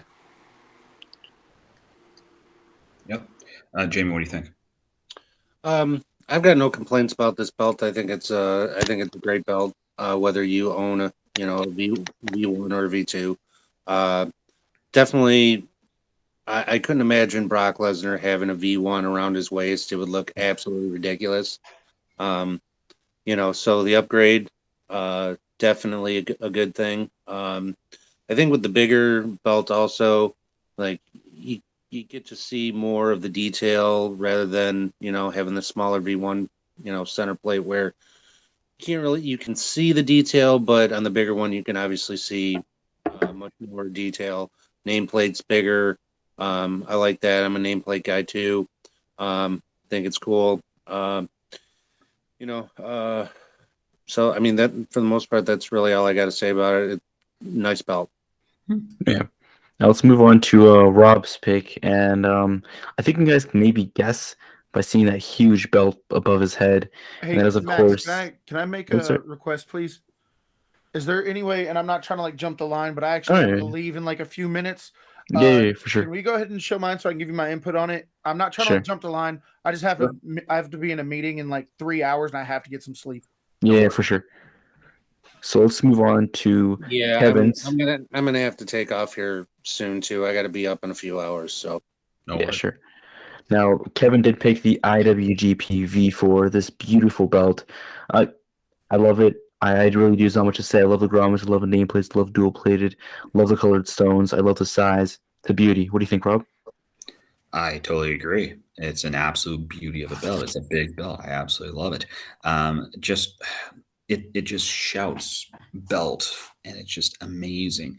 From the way that the main plate looks. I think it looks better on a black. I mean, I know that I see the white over there.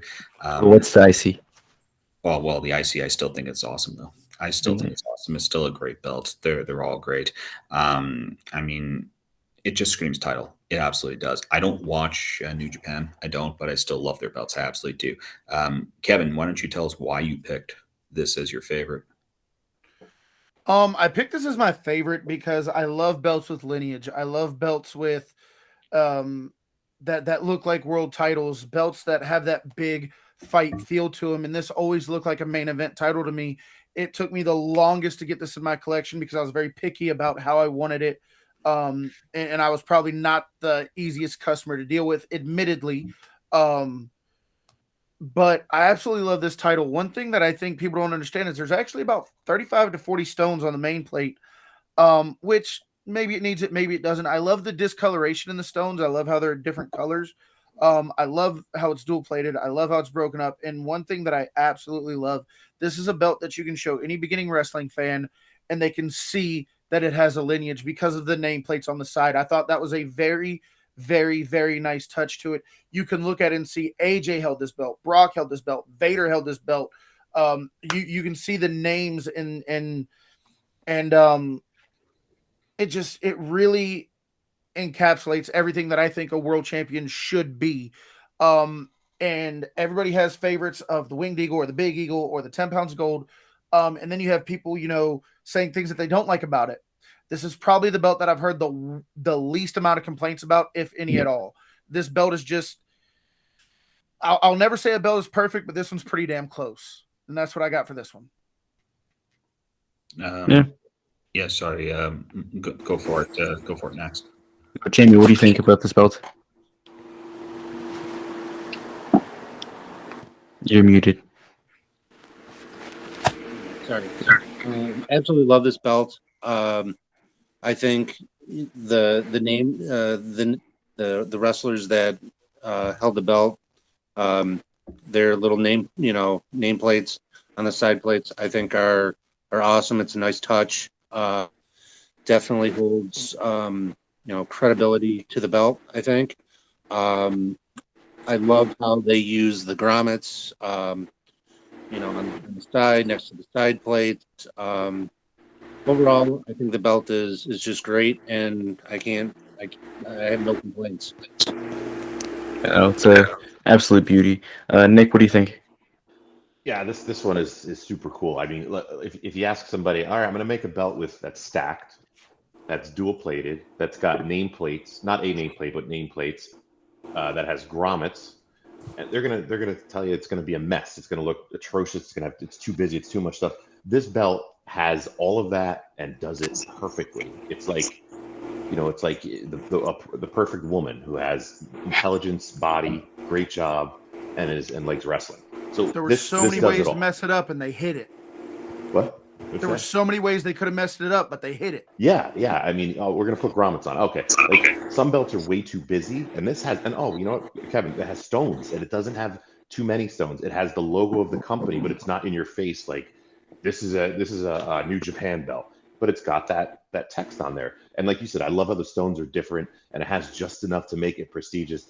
It's whoever designed this. I don't know. You guys probably know, but they took all the cool things and things you'd want to have on a belt to make it look, all the stuff you could possibly do, put it together, and it came out perfect. So awesome job. Totally agree. Yeah. Casey, what do you think? So I'm like you, Rob. I don't watch New Japan, but I can definitely tell you this is a world title if there ever was one. This is a beautiful belt. Like everybody said previously here, the nameplates on the side, that is absolutely awesome. Traces back the lineage of this belt. Well, not just that belt itself, the title, the championship itself. This is absolutely beautiful. It's some of the greatest of all time have held the IWGP title. And if you're a collector and you're going to pick one of these up, like seriously be careful where you get it from, because if you go a cheaper route, your Madagascar might wind up looking a little sluggish. So that's all I really got to say about it. Yeah, United Bitch Brothers. Brandon, what do you think? I'm a big fan of this belt. I actually love the names on the side plates, the history of the belt. I like how it hasn't, changed a bunch of times. It's an iconic belt. If you own the actual replica, what is it, like $2,000 or whatever? Like that's a great belt. I mean, that's one for the ages, especially for your collection. It's an A+ belt all around. If anybody hates on this belt, like I don't understand why. But like I said, this is your opinion, But a lot of people that don't watch, New Japan Pro Wrestling don't know, like I said, the history and the foundation of it. But yeah, all in all, I love the belt. A+ for me. Yeah, it's a complete beauty. But yeah, Kevin, I know you have to get up later tomorrow, so if you want to go ahead. I just want to say really quick, I'm glad I can choose a belt that brought us all together. Yeah. You guys are First gonna see some off the wall picks from me. I can't wait to watch this back on Wednesday and see what you guys think about it. It's been a pleasure talking to all you guys. I'm a big fan of the show. Thanks for having me again. I'm always down to come back on. You guys are doing something really cool here, and I just want to thank everybody for being here tonight. And thank you for having me here tonight. Really appreciate it, guys, and can't wait till the next one. Of course, always a pleasure to have you on. You, bro. Cool, man. See you guys. Have a good night. All right. So let's talk about Rob's. This is the last war of the world titles, and then we'll head on to the mid cards. Yeah, Andre 87. I mean, this is a surprise to anyone. Rob absolutely loves this belt, and I mean, can you blame him? It's an absolute beauty. Huge belt, of course, dual plated. All the flags look beautiful. I love the two eagles on the plate, huge globe, the banners. I love this belt, but I don't think anyone else. I think Rob's gonna explain this a lot better. So Rob, go ahead. And the only reason why I came to love this belt was because I came across an unboxing about 3-4 years ago with a gentleman who is on this podcast here today, KO Fan 93 KC, unboxed this bad boy. And ever since he did, I loved it. And I knew I had to have it. It was 2.5 years in the making that I came across, well, that I really, really wanted this belt. And a guy who was a former co-host on here, who was a guest co-host, Colin, he actually ended up making my dream come true. He actually ended up selling me this, and I love it so fucking damn much. I put it up in a case. I had to show this bad boy with, and I probably care for it, even with the name plate with Andre the Giant. It says 8th one of the world, Andre the Giant, 1987 on that main plate. It's an absolute beauty. At 60 pounds, that case. I love this belt. I love the dual plated. I love the way that it just screams title, and it's such a shame that they didn't actually get to use this, but it's rare. It is a rare belt. It is. And I mean, I love the fact that I own the Fig Zinc replica. There are bootlegs of this that are just absolutely horrid, absolutely horrible. And I can't stand the bootlegs. I absolutely can't. Casey used to own this. Jamie does own this belt.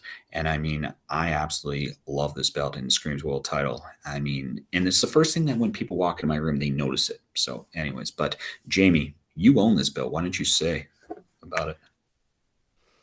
Oh, this belt, it is absolutely amazing. I've owned 2 of these belts in my years of collecting. The one that I have right now, it's signed by Hulk Hogan. But I love the flags, the dual plating. I think the banners, the world heavyweight wrestling champion. They look awesome. It's a huge belt. Love that it's a big belt too. Very proud to have this belt in my collection. Like you said, Rob. It screams World Championship, and there's no complaints whatsoever. So yeah, A+ for me, man. Yeah, I love it. And Casey, you used to own this belt. Why don't you comment on it?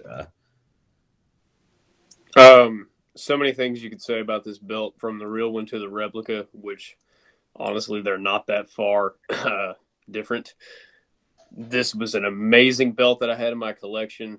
To this day, I regret letting it go, but at the same time, I don't regret it. I don't know. It was a bittersweet thing, because that helped pay for me to go to Money in the Bank and get back out there after this whole pandemic and get to do something fun with my people again. But amazing replica. It's wonderful. The dual plating is just like a freaking mirror. Like you guys said, this screams World Championship. Look at all the different flags, the floral patterns that border all the plates.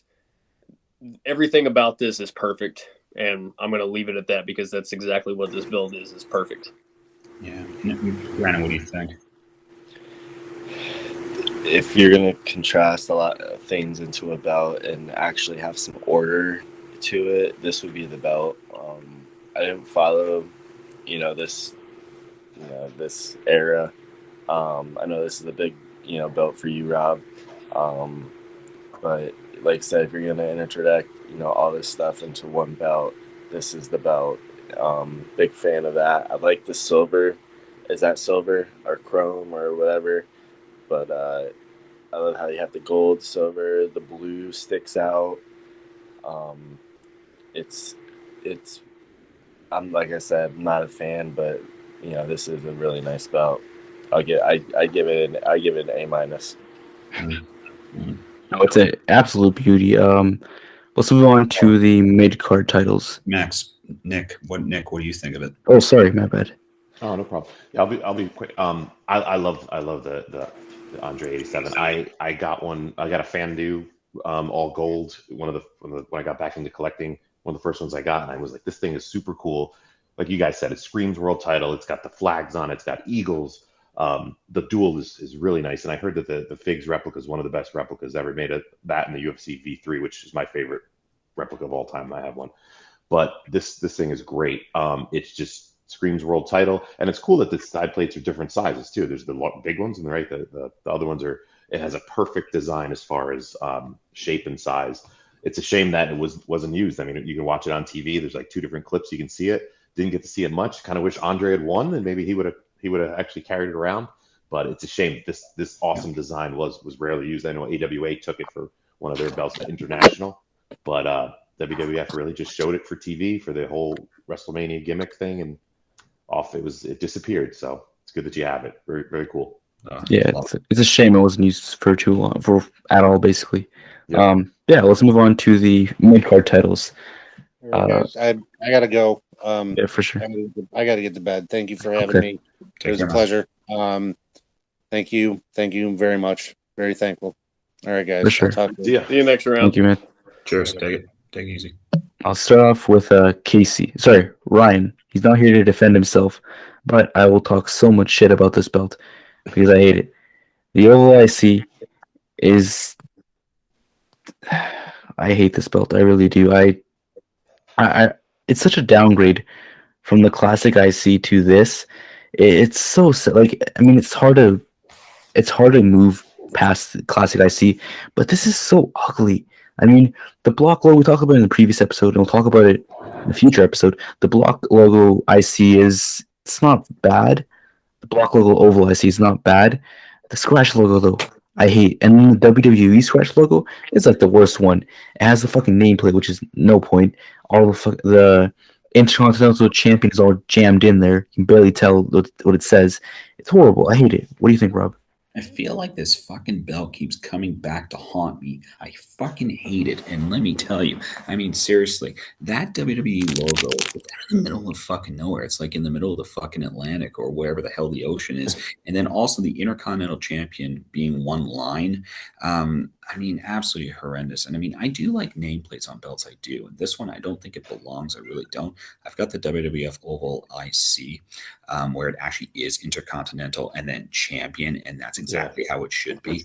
This, I just don't. I absolutely don't. And then, I mean, they sell it on Shop, and I know Casey had it, and Casey can comment, but I mean, I absolutely fucking hate it. And I mean, I'm gonna have like 7 ICs literally, and this is one that I will not have in my collection, almost the king of the ICs, and I will not have this fucking belt in my collection. And not to mention, if you have United Bitch Brothers, or they try to, they'll probably go and spell Intercontinental wrong. But anyways, Kale Fan 93, Casey will touch on it. What do you think, man? I love this thing. Oh. I don't know. I know you guys are more a fan of like classic design and stuff like that, but me, I was an Attitude Era kid. That was the peak of wrestling for me. That's whenever like I was getting hardcore into this stuff. Was I mean, I always watched it, but I was so invested from 98 to 02 is where I just grew with this. And Kane being my favorite wrestler of all time. I remember when he first won the Intercontinental title, when he had the full mask and the sleeveless get up. I was ecstatic. And I mean, that's one of the reasons, not just because that it's a Fig Zinc, but that's why I've got the WWF Oval IC back there. This is a great belt. I love it. There's nothing bad I can say about this. And you guys may be a little on the disappointed side to hear I may be acquiring another one of these. So, yeah, I love it. It's a win for me. Brandon, what do you think? This is this the WWF or the WWE version? Nah, I'm gonna go stay with the WWF. Pass. Yeah, no doubt. Nick, what do you think? Yeah, I never liked it when it came out. I thought it was atrocious. It just doesn't look right. It looks like an overgrown belt buckle.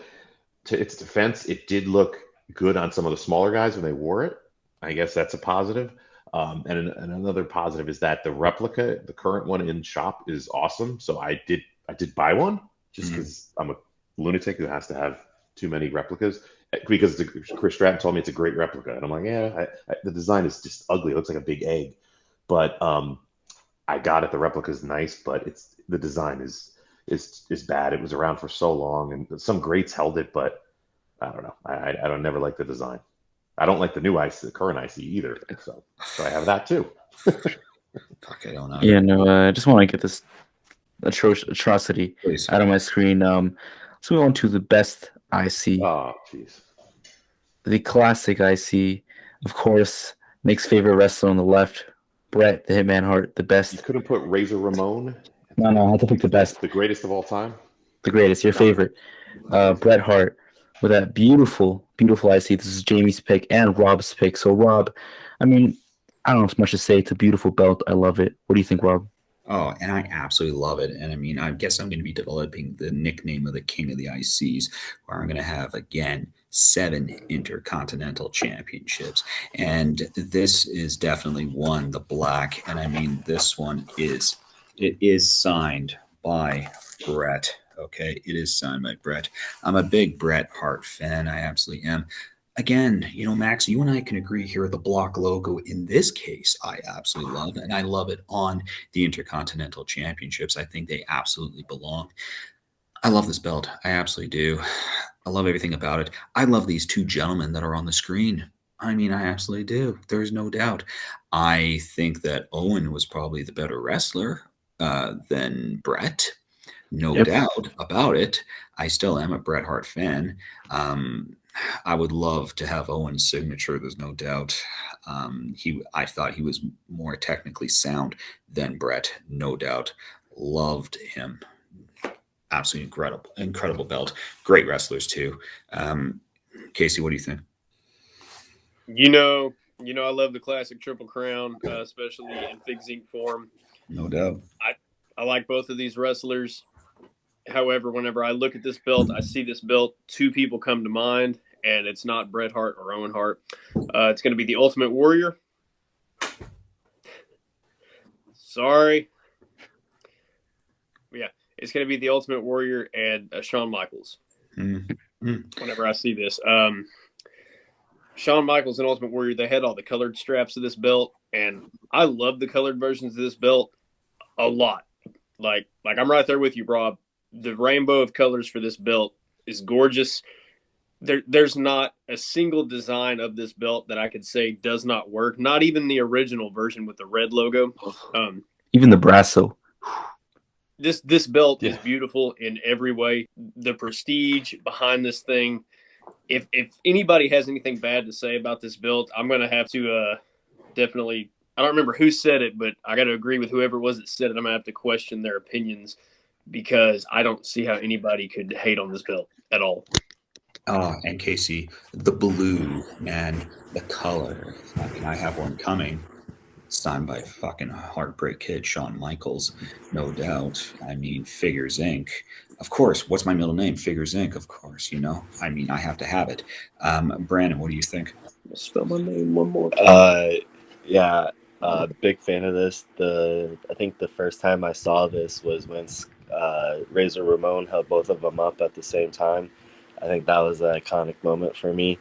That's when I was like, oh man, I really like this belt. And same the variations along the line. There were always different color tone. And then when Macho Man destroyed it with that brass stuff, like, oh my god, that was hilarious. But yeah, big fan of this belt. Especially Owen Hart having it. There's another picture I saw in a WWF magazine with Owen Hart holding that belt with the two tag team belts and the European belt. Like he I think is the real belt collector in my eyes. But yeah, big fan of the belt. Love the belt. Absolutely. Nick, what do you think? Yeah, it's a great belt. It's a perfect design, not too busy. It fits the bigger guys and the smaller guys. Rob, it's not a huge belt, but it's awesome. It looks cool. Has the prestige. It looks great on different colored straps. Some belts look like shit when you put a different color on it, but I've seen this on blue, on white, on yellow, black. It's fantastic. And even a wrestler can totally fuck up the plates and still looks good, and people still want a version of that. So one of the best designs, and the best design I think is the Razor Tribute one, which I have. I sold my classic black one, and I got the Razor Tribute because it has a toothpick holder on the side. And I know it's ridiculous, but I love it, and I love it too. Very cool, That's cool cool. belt. So That's awesome. Yeah, it's a beauty. Now we're talking about a beautiful belt that everyone loves. Let's talk about I guess we got to go downhill from here. A complete dog shit belt. In my mind, Casey already knows what it is. It is so horrendous. I actually hate it. Like, I'm gonna have to blind my eyes to see this belt. It is the scratch logo light heavyweight. Oh, terrible. It's absolutely disgusting belt. Now the block logo red version on the red strap was okay. I mean, I don't hate that one. It's okay. This version is complete dog shit though. I've talked about it before. And the block logo, Attitude Airline, and scratch logo. This is horrible in every way. They downgraded so much. It is horrible. I hate it. I hate the scratch logo. Black strap's boring because the plates are so bland. Main plate looks like dog shit. I hate it. Rob, what do you think? I 100% disagree with that. I absolutely love the light heavyweight championship, and it makes me think of course, the gentleman that is on the right-hand side of that screen, Dean Malenko, And I mean, I absolutely love the way it looks. I really do. Now, we were showing this on a previous episode where you had the yellow block logo. I agree, Max, that the block logo does look better on this belt. But again, as I'm quoting here, it's rare and I want to own it badly. I think it still looks pretty good. I actually just acquired one. And I absolutely love it. It's here. It is right here. I absolutely love it. And why do I love it? Because it's rare and it looks fucking great. It looks great on my wall. I mean, I had to have it when I saw Casey and Brandon hold it, and I mean, when Jamie held it, there's no doubt about it.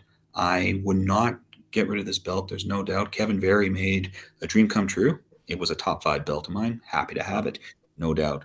And Casey, I'm going to go to you because I think you'll definitely agree with me because I know it's on your wall. Yeah, not only is this my favorite mid card, and you can argue all you want whether the light heavyweight, cruiserweight, whatever lighter weight division that was, you can argue all you want whether or not that was mid card. That's mid card because mid card is anything between developmental and main event status. It is what it is. This is my favorite belt of all time.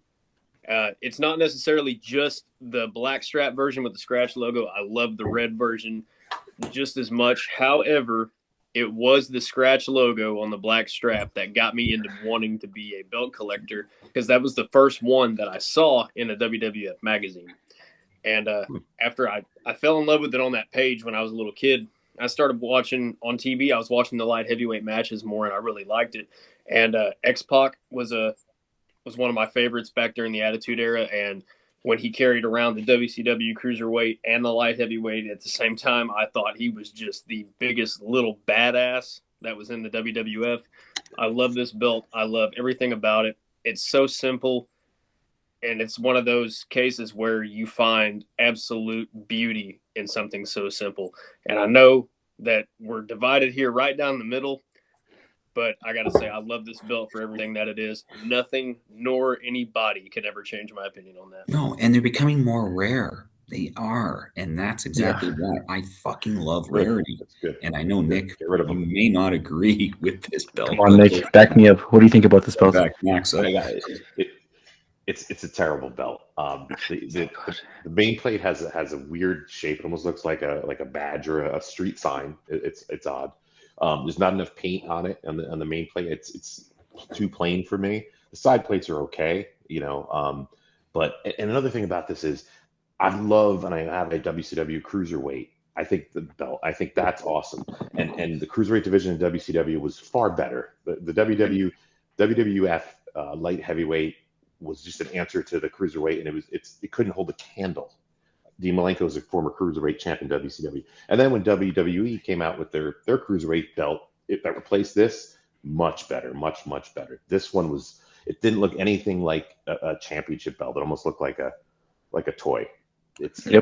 Well, yeah, and I mean, it is not even like a toy belt, like a Mattel toy. Yeah, it's horrible. Basic. It is basic, but I mean, Max, you can't deny though if this wasn't block logo, if it was, I mean, you may block logo. It's not bad. Scratch logo. Don't even get it near me. I'll surprise you for your birthday. That's all good. God, I'll burn it. I saw your unboxing, and you were so excited. I'm like, oh, what belt is this? And I see that it's this, and I'm like, oh, really? Yeah, no. Texting me, he's like, you gotta watch this unboxing. Right. And I'm like, good God. It was horrible. But let's move on to another scratch logo belt. It's the WWF European Championship. Now, this is Brandon's pick, and he will be back soon. But let's discuss this quickly. I prefer the block logo, to be honest. I always do. For most belts, I prefer the block logo. We talked about it in the previous episode. If it came in a block logo variation, most likely I prefer the block logo. Yeah, I don't hate it though. I don't hate the scratch logo for once. I don't hate this one.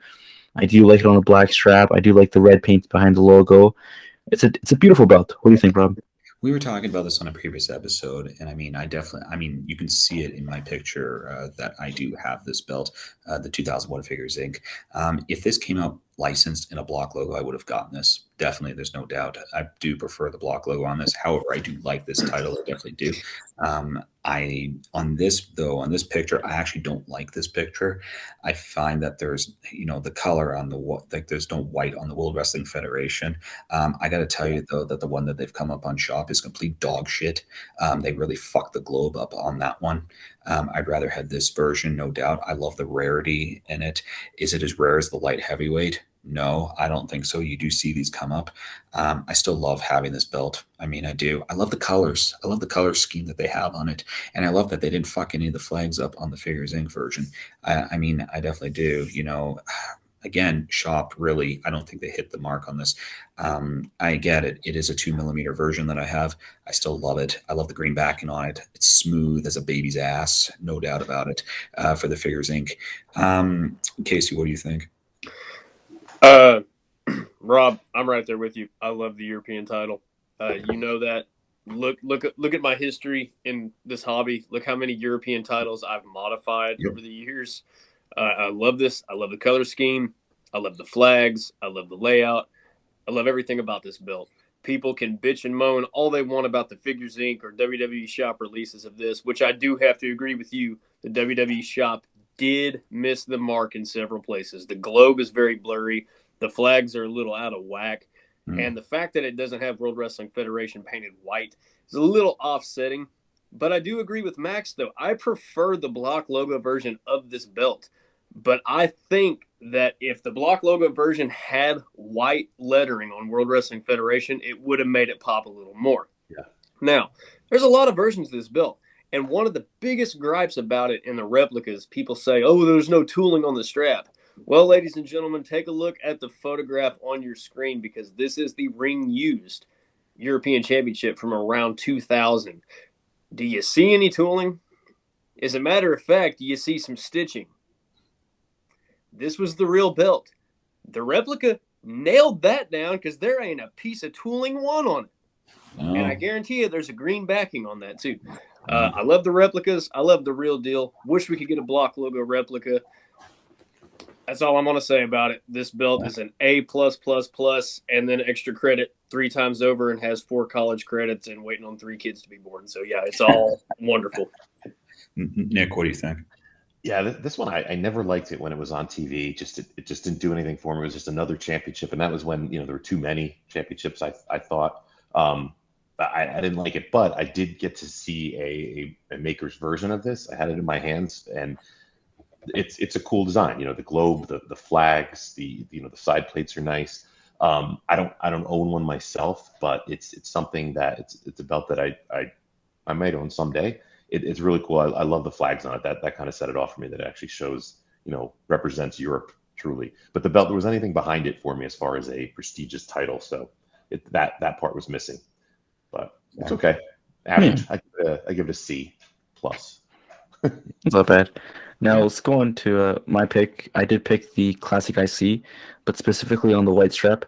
I love this version so much, especially when that tooling going around the logo. I know some people hate that tooling, and I'm sure we'll talk about it, but I love this version. Of course, Shawn Michaels holding that belt. It looks so beautiful. I mean, don't get me wrong, I like the black strap, but the white strap, something about that white strap pops. And you didn't see too many white straps back then. Most of them were on black straps or something plain. It pops. It looks beautiful. I love it. What do you guys think, Rob? I couldn't agree with you more because this is another one that's coming home. There's no doubt about that. And it's autographed by the Heartbreak Kid, Shawn Michaels. So you know what? I absolutely totally agree with you. 2011 Figures Inc. and it's coming home. And I can't agree with you more. I absolutely love it. And on the white strap, it looks amazing. I fucking love it on the blue strap. I love it on the yellow strap. I mean, I'm all about the colors. I mean, I am. I absolutely love this belt. No doubt. I think he makes it look really, really good. Casey, what do you think? I got to follow right in line, guys. I love this, but I also love every other version of this. Blue strap is probably my favorite if I had to pick one. The white. What the white is the white, though. That is Shawn Michaels through and through right there, guys. Although it did have its issues because I've seen the real ring used white IC. I have seen it WrestleMania Access. It's very, very worn. The plates aren't bad. I mean, yeah, they're faded and all that crap, but the strap is trash. And I don't know how true this is, but a leather maker did one time tell me that you can't dye a strap white; you have to paint it. I don't know how true that is, but if that's the case, I can they always buy crack. it. Yeah, because the real one is all cracked to hell. Yep. The replicas of this are phenomenal. If you have the opportunity to get a hold of one of the white strap Figs Inc. ICs, definitely get a hold of it. I'm talking the block logo. Now, while the 2013 version is great, that's another story for another time. This belt is amazing, and I love it. I totally agree. Nick, what do you think? Yeah, again, going along with just as we talked about the classic with the black strap, the white one may be the coolest one. I think just it's different. You think of Shawn Michaels, one of the best of all time. The thing with you guys are mentioning white straps. It's these guys wear all the oil and all the sweat and everything gets on them. So I don't think they're going to do many white straps anymore. It's just a pain in the ass to keep clean. But this one might be the very best. It's tough. I love the yellow because I love the Warrior. The blue was cool, but this is a great pick. Yeah, agreed with you guys. We're in agreement. This is awesome. For once, I know. For once. Let's move on to next one. It is Nick and Dan was going to be on here. Their choice.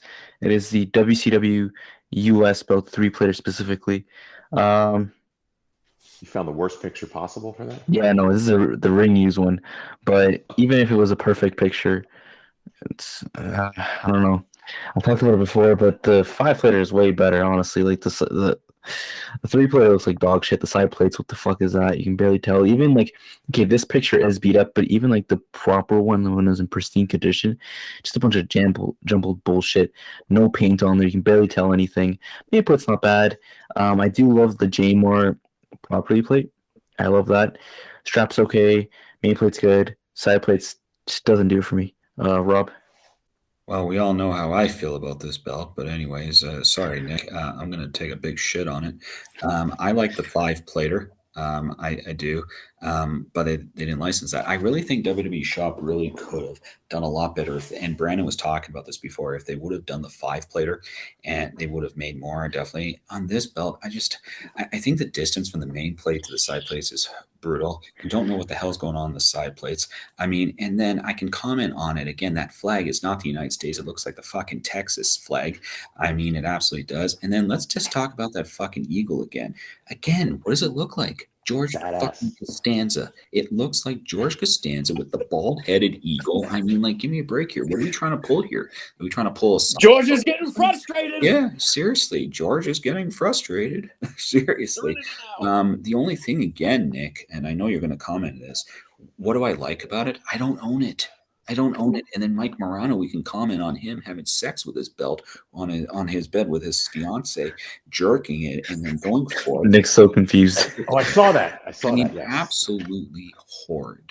It is horrid. Again, glad I don't have it. Casey, what do you think after I took a shit? So, I don't know. My reaction, my opinion might shock you guys. I see everybody waiting in suspense, but I prefer the 3-plater version. Wow. This was the belt that was used during the Invasion angle, which is my favorite time period in all of pro wrestling. The Invasion, there in 2001, by far my favorite time to be a wrestling fan. I do have a couple of gripes about this belt. I have to talk about the flag. It does look more like the flag of Texas versus the American flag. But I can get past that because it's still Old Glory. It's still the red, white, and blue with the stars and stripes, man. I do have to ask. I'm looking at this picture. Are those fucking holes in the strap? That's just the beat of strap. I don't think it wasn't meant to be like that. I want to know it just beat the shit. Why there are fucking There's 3 holes. Yeah. I couldn't tell you. Was this the attempted belt live sex celebration that you previously mentioned, Rob? Is that what I'm looking at here? Are those the orifices right there? I tell you, Mike Morano really likes to have sex with his belts, and I guess he wears them. And oh yeah, I'm the champion and go for the gold. But anyways, I noticed the J-Mar plate off there to the side. Let me talk about the belt itself, not the one that we're seeing in the picture. We're talking about the U.S. title here. I'm going to quit griping about this thing being beat up. I love this belt. Some of the greatest that I grew up watching held this. Goldberg, Edge, Kurt Angle. Hell, I think Rhino even held it for a little bit. But I love it. I love the WCW United States title, the 5-plate and the 3-plate version. However, this one takes it home for me right here, just because of the invasion angle. And I got to agree with Nick's opinion here. This is an amazing, amazing U.S. title. Well, right. Nick, what do you think? Well, I hated the invasion angle because it was could have been done so much better. But I'm with you on the opinion, so I'll get to that. But I like the 5-plater too. I think it's cool. This is the first replica I ever purchased in 1999. I graduated college and I said, I'm going to get myself a gift. I got myself this. I still have it. A lot of sentimental value. I have coming in a week or so the new version, so I'm going to have that too. I love it. It's simple, but it's cool. I love U.S. belts, as you probably know. I just love the U.S. titles. But this thing is just, the eagle looks great. Does not look like George Costanza. It was held by some of the greats. Scott Hall, the greatest of all time. Kurt Hennig held it. Some awesome wrestlers. Goldberg, who I'm not a fan of anymore, but it was some of the battlers DDP in WCW were awesome. So side plates, if you look closely, it has some cool designs on the side plate. So don't shit on that immediately. But this is my favorite belt design of all time, 100%. I know most don't agree, but for me it is. So love it. I think this next belt, it is Kevin, so he can't defend himself. But I don't think many people will argue for this belt. It's I'm just gonna show it and see if you guys know what belt this is. Yeah. Jesus Christ. Is it a gift of the gods or something? Yeah. Jesus Christ. What the fuck is this? We talk about weird shapes. Why is there like 4 rectangles? They're not even proper rectangles, just like angled. Holy shit. I hate this belt. I hate it so much. I'm getting flashbacks to the Immortal belt. The leather tooling is horrible. The plates are they're busy, but also bland somehow. God, I hate it. Rob? I'm with you. I don't like it. I think the plates look weird. It's almost like I feel like I'm in like Egyptian times here. I feel like I'm going to a pyramid, and I really shouldn't be going to the pyramid. And then you've got the little stupid circles. And I don't know what the hell those are. They're like faces that are staring at me. You got one that's got like little coils. I don't know. Maybe they're a bull or a lion. I have no idea. I don't like it. And I've seen a lot of people have this belt. I don't know why. Casey, what do you think? I got to agree. This is a hideous belt. I believe this is Lucha Underground's Gift of the Gods. I've seen this thing around for years. I've always despised it. It doesn't look like a championship belt. It looks like something from an Indiana Jones movie. You've got your medallions on every single plate there, and those are like the big kicker, because I've seen some bootlegs of this thing that are even worse than the real belt. People seek out the ones that have the removable and switchable medallions. I don't understand what all the hype around this thing is. I think this is ugly as hell. There's no text whatsoever. How are you supposed to know what this is if you're not educated on belts?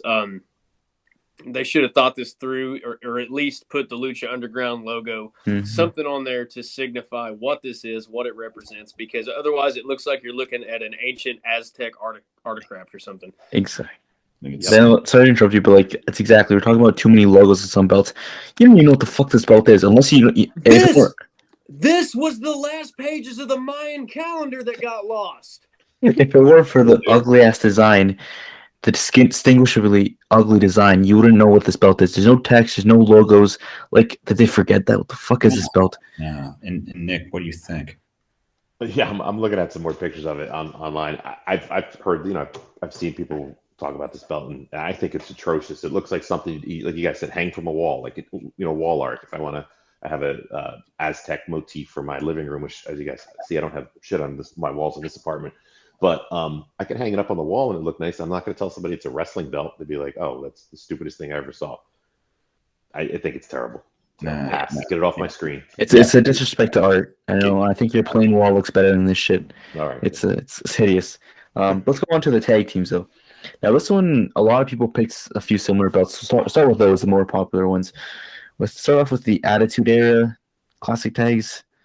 You guys know how I feel about the scratch logo. I don't like it. I prefer the block logo a lot more. Side plates on these are also tiny as fuck, like comedically small, especially with that huge main plate. No, not feeling it. But it's a good design. I just prefer the dual plated way more. It's just a downgrade in my opinion. What do you think, Rob?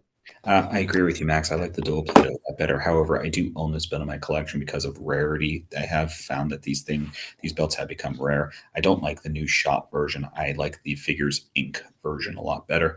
I agree with you though. The side plates look weird. I mean, they do. It looks like almost like my like little nephew was like deciding to like paste them on the belt and just put them on the belt and like just like splotch it on. I think it looks weird because the fucking logo is bigger than the side plate. I do. However, John Barbaros, AJ's belts, ended up landing this for me. That was kind of when my belt, well, my collection was becoming more rare. I had this in my collection. It's just sitting right over there, actually, just right over there. I do like this belt. I still do. It's not my favorite, but again, I find them becoming more rare.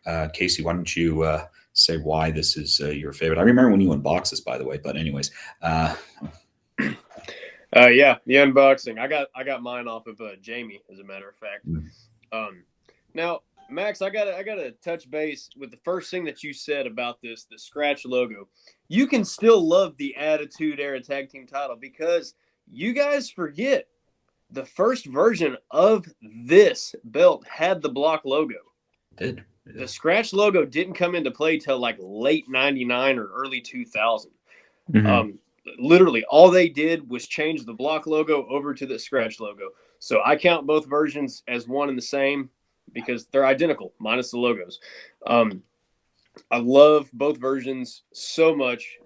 This was a favorite of mine all through the years. Kane held this, the Dudleys, Hardy Boys. Hell, I could go on and on. And this just carried on the tradition of that design because this did borrow several characteristics from the classic tag, the dual plated, the Bulldog, whatever. It started with the Bulldog and went on its way. That was carried on through the dual block logo version of this, scratch logo version, and onto the SmackDown tag team titles from 2002 to 2010. I love the design. I love this belt. It screams TLC when I look at it. Not one single complaint about this belt or any of the ones that featured the same design. Love it. Nick, what do you think? You know, I everyone seems to love this design. I don't see it, guys. I never got it. I own a version of this belt. You know, it just whenever I look at it, it just seems like saggy balls underneath. You know, like where it goes, it kind of has that little. Looks like someone's. I don't know. The plate shape is odd to me. It doesn't look. It doesn't look right. It's just a weird shape. It looks weird when anyone wears it, anyone carries it. It looks kind of smushed with the eagle. I don't like the design of it. I mean, like I said, I have one. It's okay. I have a dual, but fan do, so not real, I guess. But it never appealed to me. And I know most people say that's their favorite tag belt of all time. I don't get it. This one I don't get it. Yeah, I agree. Let's move on to the better version, though. Sorry, Casey, but the dual-plated block logo. I mean, I'm not like a huge fan of the design. I mean, I get it. I get the appeal for it, the history behind it. I mean, it's a classic design, and I do like it. I just wouldn't really see myself owning this. If I would, it would be this version, though, the classic block logo, dual-plated. Beautiful. That's things I love. Dual plated block logo. You got me sold. I love it. Properly sized side plates. I love it. Rob, what do you think? Yeah, and I mean, I absolutely love this belt. I absolutely do. I mean, I love the dual plated version. I absolutely do. I love that WWF block logo. I think it goes really, really well with this belt. It's rare. Again, I have it. And I don't have the Legends logo. I have the WWF logo. It's a 2012 Figures Inc. version. It's a great belt. Happy to have it in my collection, and I love where this belt came from. I absolutely do. Again, do I like the Attitude Era one? I do, but I love this one. This one is definitely my favorite. There's no question about it. Casey, what do you think of the belt? First and foremost, I got to say, I don't see how you could like this version and not like the Attitude Era because Hey, it's not that I don't like it. I just hate the scratch logo. You know what I mean? Yeah, he said he did. So it kind of tarnishes it, you know. I know what you mean. Ooh, tarnish. Like I Don't say said that. previously, Forbidden word. I love every single version of the tag team title that homed this design right here. Like it started with the Bulldog tag, then it became this. When it comes to the classic ones, if we're going to talk block logo, not the Attitude one, like if we're going to talk from Bulldog to all gold to this does look the best in my opinion. The two-tone, the Figs Inc. replica is an awesome replica. I'm sure the WWE shop replica that's out now, minus the logo, is really, really good too. I've had the classic dual tag from Figs. Loved it. It was an awesome belt. I know Rob is a huge fan of his. You need to get a set of them. That'd be so cool. But I don't know. I don't have much to say about it, but this is a great one. I have no complaints. Yeah. Nick, what do you think? Yeah, I mean, out of this design, I think this is the best variant. I mean, like I said, I don't like the design at all. You know, WWF since I guess when did I start? Well, WrestleMania 1 was a different tag belt, but since this design came into fruition and to now, I think it's not even close. The best tag belt they ever made was the Raw, the Ruthless Aggression Raw tag. That with the black because it matches the Undisputed. It's that black. The SmackDown one has this kind of saggy balls mentality to it, like this one does too. So I don't like the design, but like I said, if you want, I have this version, the Fandu Dual. So if there's one version that I think is the best, it's this one. But never went for that main plate design. Okay. Oh. Now let's move on to the one I picked. It is the Ring of Honor World Tag Team Championships. I love this belt. I really do. I didn't really watch Ring of Honor too much. I mean, I started more towards the end of the life of this belt, towards when they changed the new belts, which I hate. But this one, I really love this design. Everything from the logos to the grapplers to the paint, the color, the red, the black, the gold. And it's not dual plated, but I still love it. The gold tip, the other tooling. I think the leather cut looks great. The sizing. I just really love the banner with the red going around. I love the design. I really do. When I think tag team, I think of this belt. What do you think, Rob? When I think tag team, I don't think of this belt. But anyways, I can see why you like it though, Max, is because it almost looks like a direct copy of the Ruthless Aggression Raw tag of the WWE. Pretty dang close. Close. But I don't know. I mean, the only thing that I like about it is, I mean, the logo is really cool. It actually really is. I don't think it's, I don't know. I don't know. Tag team? Is it really tag team? Yes. When I think about this belt, no. Well, the classic tag doesn't really have anything tag about it either. It's just like wrestlers. So I don't know. Casey, what do you think? I don't know too awful much about ROH. You guys, I'll be honest with you. Out of all the belts that I've seen that ROH has had, if I had to pick one from their tag team division, it would be this one. I don't like the current one, or I guess the most recent one. There's not a whole lot I can say about it. I've never owned one, never seen one in person, so I don't hate it. I can tell you that. I don't hate it. And again, do they know what plural means? World Tag Team Wrestling Champion, not World Tag Team Wrestling Champions. Well, here's the thing. Each belt is their own. Yeah, no, never mind. I was trying to. Yeah, you're right. This is fun. Nick, what do you think? Two people, unless you have split personalities. Mm-hmm. Max, I'm with you, man. I love this belt. And you guys were saying the design. This design is very similar to the WCW television. Yeah. The one, after the NWA, like that when the NWA one became the WCW, it's the same type of grooves in it. It's the same shaped plate. The paint is great. The red, I have a replica of this, and it's fantastic. And then the side plates are really cool. Like the grapplers on there are great. I love the color scheme, and I love Ring of Honor's belts. I think they're awesome. The logo is super cool. I watched a little bit of it, a lot of like older, after the fact Ring of Honor stuff. But it's probably, I think, one of the best tag replicas there is. It's awesome. I love it. Yeah, absolutely. Wasn't this part of the 4 though that you could get off Wrestling Superstore when they discounted? Yeah, it was going for steel. Yeah, I missed it. I do have the Cody, the World Cody. That's one of my favorites. That's awesome. Shit. That belt was That belt amazing. I love. I love Yeah. that belt. Let's move on to your picnic, and that is the NWA US Tag Team titles.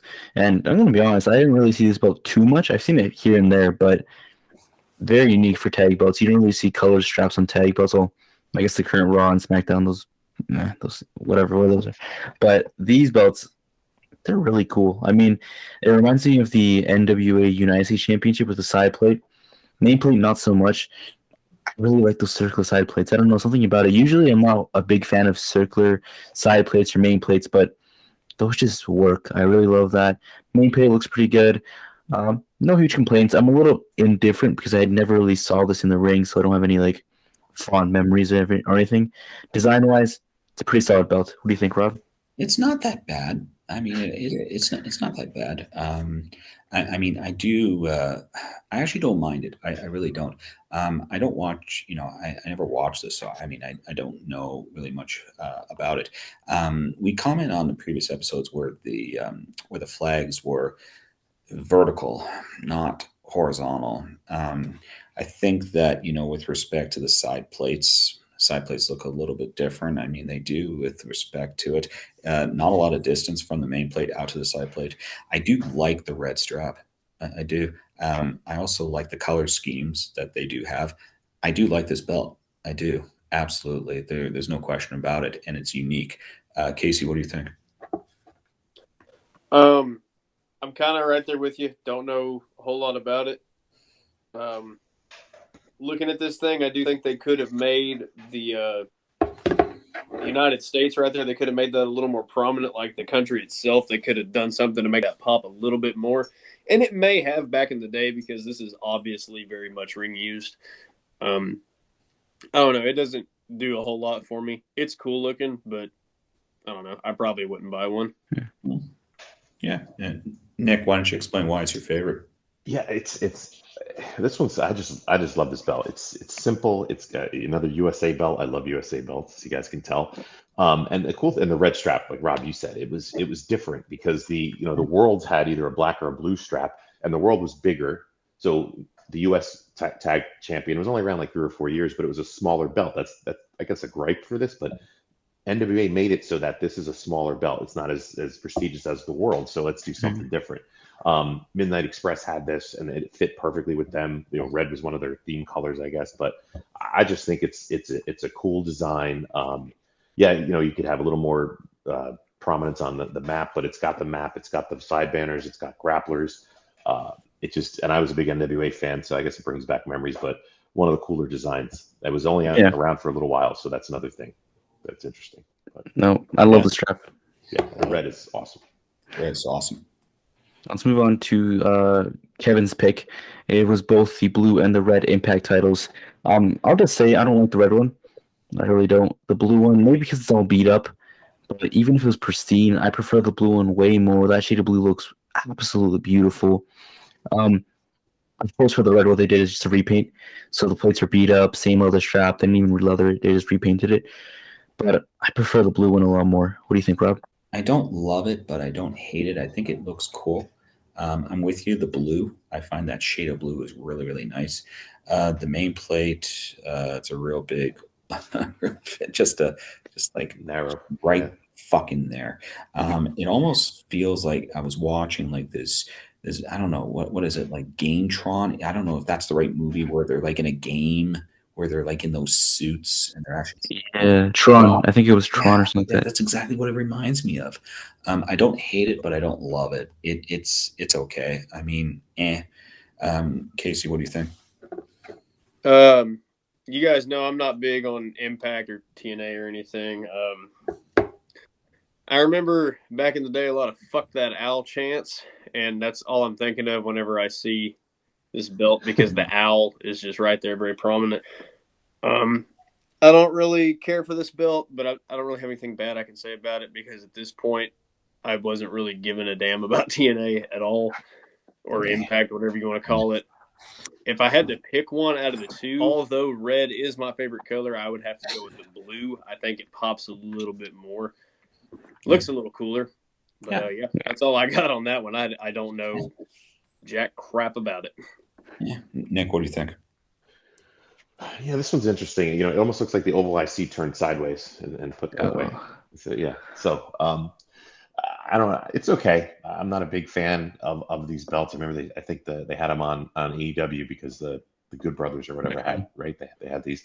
I don't hate it. I don't love it. I'm kind of in the middle. I do like the blue a little bit better because it's like an electric blue. And I remember that red is more of an orangey red. It was kind of weird, right? It wasn't a red. So that didn't do it for me. But they're decent. Nothing I'd want to have or hate. So Yeah, indifferent. Yeah. Let's move on to our favorite replicas. So basically, same question, but we put in official replica forms. So let's look at some of the people that aren't here right now. Ryan's, he picked for the world the Fan Deluxe Beauty, the North American for his mid card, and both the Raw and SmackDown tag team titles from Shop. I just gotta say that Fan Deluxe is a fucking amazing replica.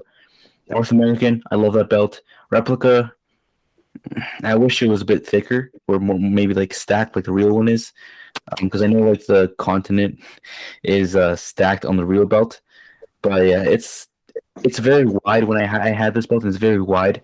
It's very light, so it's so big and it weighs like a pound. It's very light. The tag belts, they're very heavy belts. They're stacked, and once they're real, they're pretty damn good belts. What do you think, Rob? I absolutely agree with you. I think he made some really, really decent selections here. The Fan Deluxe, absolutely incredible belt. I don't know. I wouldn't own it myself. I did have that NXT for a little bit, that North American. Yeah, Great fucking strap. Holy shit. That thing was absolutely massive. It was actually pretty heavy too. Not bad. I still think it was a solid replica. I definitely do. I just don't have any NXT belts. The SmackDown and the Raw tag, I do have both. The SmackDown tag is signed by the members of the Shield and the New Day. Since I acquired that belt, I had to acquire the red one. You can definitely get them cheaper on Shop. There's no doubt about that. They usually discount those really down, no doubt. They're solid belts to have. Glad to have them in my tag team championship collection still. Yeah, solid picks, Ryan. Casey, what do you think? Yeah, I'm pretty much in the same boat there. That Fan Deluxe, although you guys know I stick to Figures Inc. pretty strictly, the Fan Deluxe is a phenomenally made replica. That's as close as you're going to get to the real deal without paying thousands upon thousands of dollars. The North American, I loved that belt when it first came out. Nowadays, I don't care so much for it. The real strap itself is more of a burgundy color, and they made this thing like chocolate turd brown. Yeah. I'm not trying to shit on it by saying that, no pun intended. But for real, like they missed the mark on that one with the color. Raw and SmackDown tags, I do own both of those. I'm looking up at them right now. They're not two of my favorites, but I'm glad that I've got them in the collection because myself and 1990 Hardy One both have each one. So I like them, but yeah, and they're heavy as shit. Fuck. Surprisingly, I wouldn't take those to an event with me at all. They're way too heavy. Nick, what do you think? We all agree on the Fan Deluxe. I think that's what I picked too. Awesome replica, the best version for the money of the big gold. I think I had the NXT as well. I got it in a deal with another belt. It was okay. I sold it. I'm an NXT fan, but that belt never really did anything for me. It's kind of weird. It's a good replica, not great. And then for the money, the Raw and SmackDown tags. Those things are for the money. They're great. They're super shiny. I have the penny tag also. I have which one do I have? I have a SmackDown, but yeah, I have them next to each other. And you see how shiny that silver is. It's a cool replica, and it's kind of like a relief plate with the head. So it's a nicely made belt for like $200 or $220 or something US. Can't beat it. Yep. And I totally agree. And new belt collectors, we comment for Belt Addicts Anonymous. Those are really, really good belts to even have as a first belt. You can get them cheap and you can get the replica heavy and you won't go wrong. Absolutely beautiful. So, Max. Pretty good belts. Let's move on to the next list. This is Jamie's list. He did end up picking the undisputed Figs Inc. V1. or V2, I believe, and then the WCW US. Nick, I know you'll love that, and then the ECW World Tag Team titles. For the Undisputed, I'm not a huge rare Figs Inc. collector, so I'd probably go with the current shop, to be honest. WCW US, I'm good. That's it, right? And then the ECW World Tag Team titles, I shit on them last episode. I'm good too. Rob, what do you think? I like one out of his belts that he picked. I'd rather go with the V2 for the Undisputed. And then, of course, we all know how I feel about the United States. And the ECW tag is kind of cool. I haven't developed an ECW collection. Casey and I were actually talking about that a while ago. He was thinking about developing the ECW line. The ECW World Tag, I don't see that come up. I do like the backing on that belt. That is a really sick backing that I find. I think, well, Kevin's not here, but I think that was like his first bells. I remember watching some of his videos with Balor Fan 85. He was talking about it, the ECW tag. I think it's a solid belt. I definitely, I can see why Jamie picked the Figures Inc. I mean, I know that. So, Nick, what do you think? Yeah, I mean, I have two of those three. So I have the Figures Inc. V1. Like I said, my first belt ever was the 3-plate Figures Inc. WCW US. So I'm not a huge fan of the 2 millimeters, but sentimental value. And then for ECW, that's the one I didn't have. I still have the TV. I had the World, and I didn't have that one. It was just harder to get. It's like you said, Rob. You don't see many of those around. It's a weird belt with that chainsaw or that buzzsaw, whatever the hell it is. Yeah. But I was a big ECW fan, so that's cool to me. Yeah. And I mean, I would own it if I get the chance, but I haven't developed my ECW line. Casey, what do you think? So first off, I don't know if Jamie specified on this when he submitted his list, but that Undisputed is actually the casted version that there was only there's probably less than 10 of them in existence. Yeah, he spent a pretty penny on that. So it's a really rare he did V1 cast, he said. I can see why he picked that because that is an awesome belt. I've seen videos of them. They're absolutely badass. So have to agree with a great choice for that one. The U.S. title over there, it's a good replica. I've owned a couple of them, but it's not one that I had this huge desire to keep. I don't know why, because I love the belt itself. It's just, I don't know. I never got attached to the replica.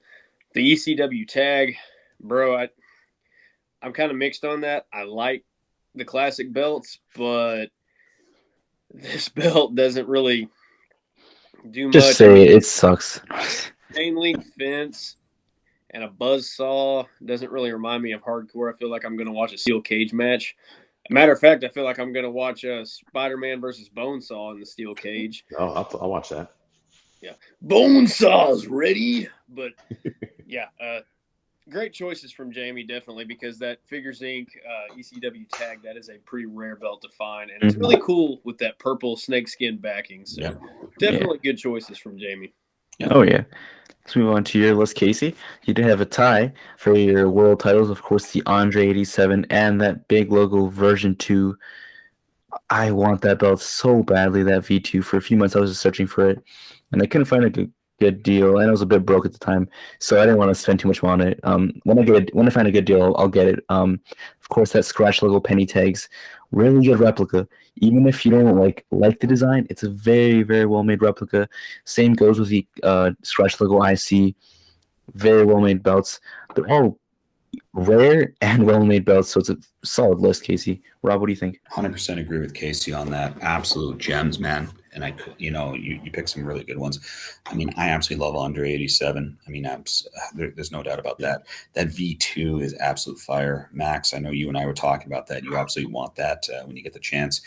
Just a well-made replica, and it's rare as hell. And then the penny tag with the scratch logo, I think that's absolutely amazing. I was actually looking at one here. It was actually tarnished, unfortunately. And Max, I sent you those photos, but that would have added. Yeah, it just wasn't worth it. It would have added to the 8 other tag team titles that I have. So it would have made me a 9-time tag team champion. And I totally agree, Casey. The scratch logo with the white for that Intercontinental is definitely one of the best made replicas, no doubt. Brandon Hodge on box set, he showed that off, and he has shown that replica off a lot. You as well. Solid, and it's become more rare too. Solid list, Casey. Definitely, no doubt. Nick, what do you think? So yeah, interesting list. I know the Andres. I've heard, and you guys have said it's one of the best replicas ever made. So I haven't gotten a chance to see one, or I got to maybe watch more unboxings on it. But and same with the white scratch IC. Heard that's a great replica. I do have the network logo of the penny tag, and I guess that this is the scratch. I don't know if it's different. I think Figs makes this one, and the other one's made by Shop. But that's my favorite version of that design tag, the penny. It just looks cool on a black strap. And Max, I had 13, honestly, 13. I know. I heard. I sold I them heard all. when I was looking for them, like, oh, check with Nick, and it's like they're all sold, and it's like, Yeah, the guy had even more. I just bought them and sold them, but I was like invested a lot of money to get them, but sold them and made some money. But I have one. Obviously, I kept one.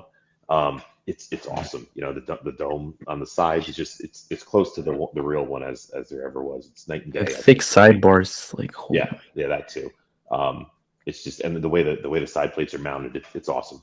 Some people like the newer one because you can switch out the side plates, but this one is the best. So good I'm choices, Case. Yeah. Wonderful list, Casey. Yeah. So one thing I want to definitely get out there about this list was I didn't make these picks based upon my personal preferences and what were my favorites. Mine, these were picked for anybody that's watching this that just needs a little education or is curious about stuff. These are my opinions on the top quality replicas as it would be compared to the real thing. The Andre, oh my God, the Andre it's a beast. It's heavy as hell. It's deeply stamped. Everything's perfect about it. The V2 big logo right there, that may be the most plate-wise identical to the TV belt that I've ever seen. Even the stock stones, they pop just right. Like, I know they don't have that sparkle that Swarovski would or CZs or anything like that, but it's damn close. It may be as close as it gets, minus the stitching around the strap and all that. Scratch logo. If you guys watch Hazard F5 on YouTube, you got to agree with him. If you're in the same boat as me, this is definitely one of the best ones ever made.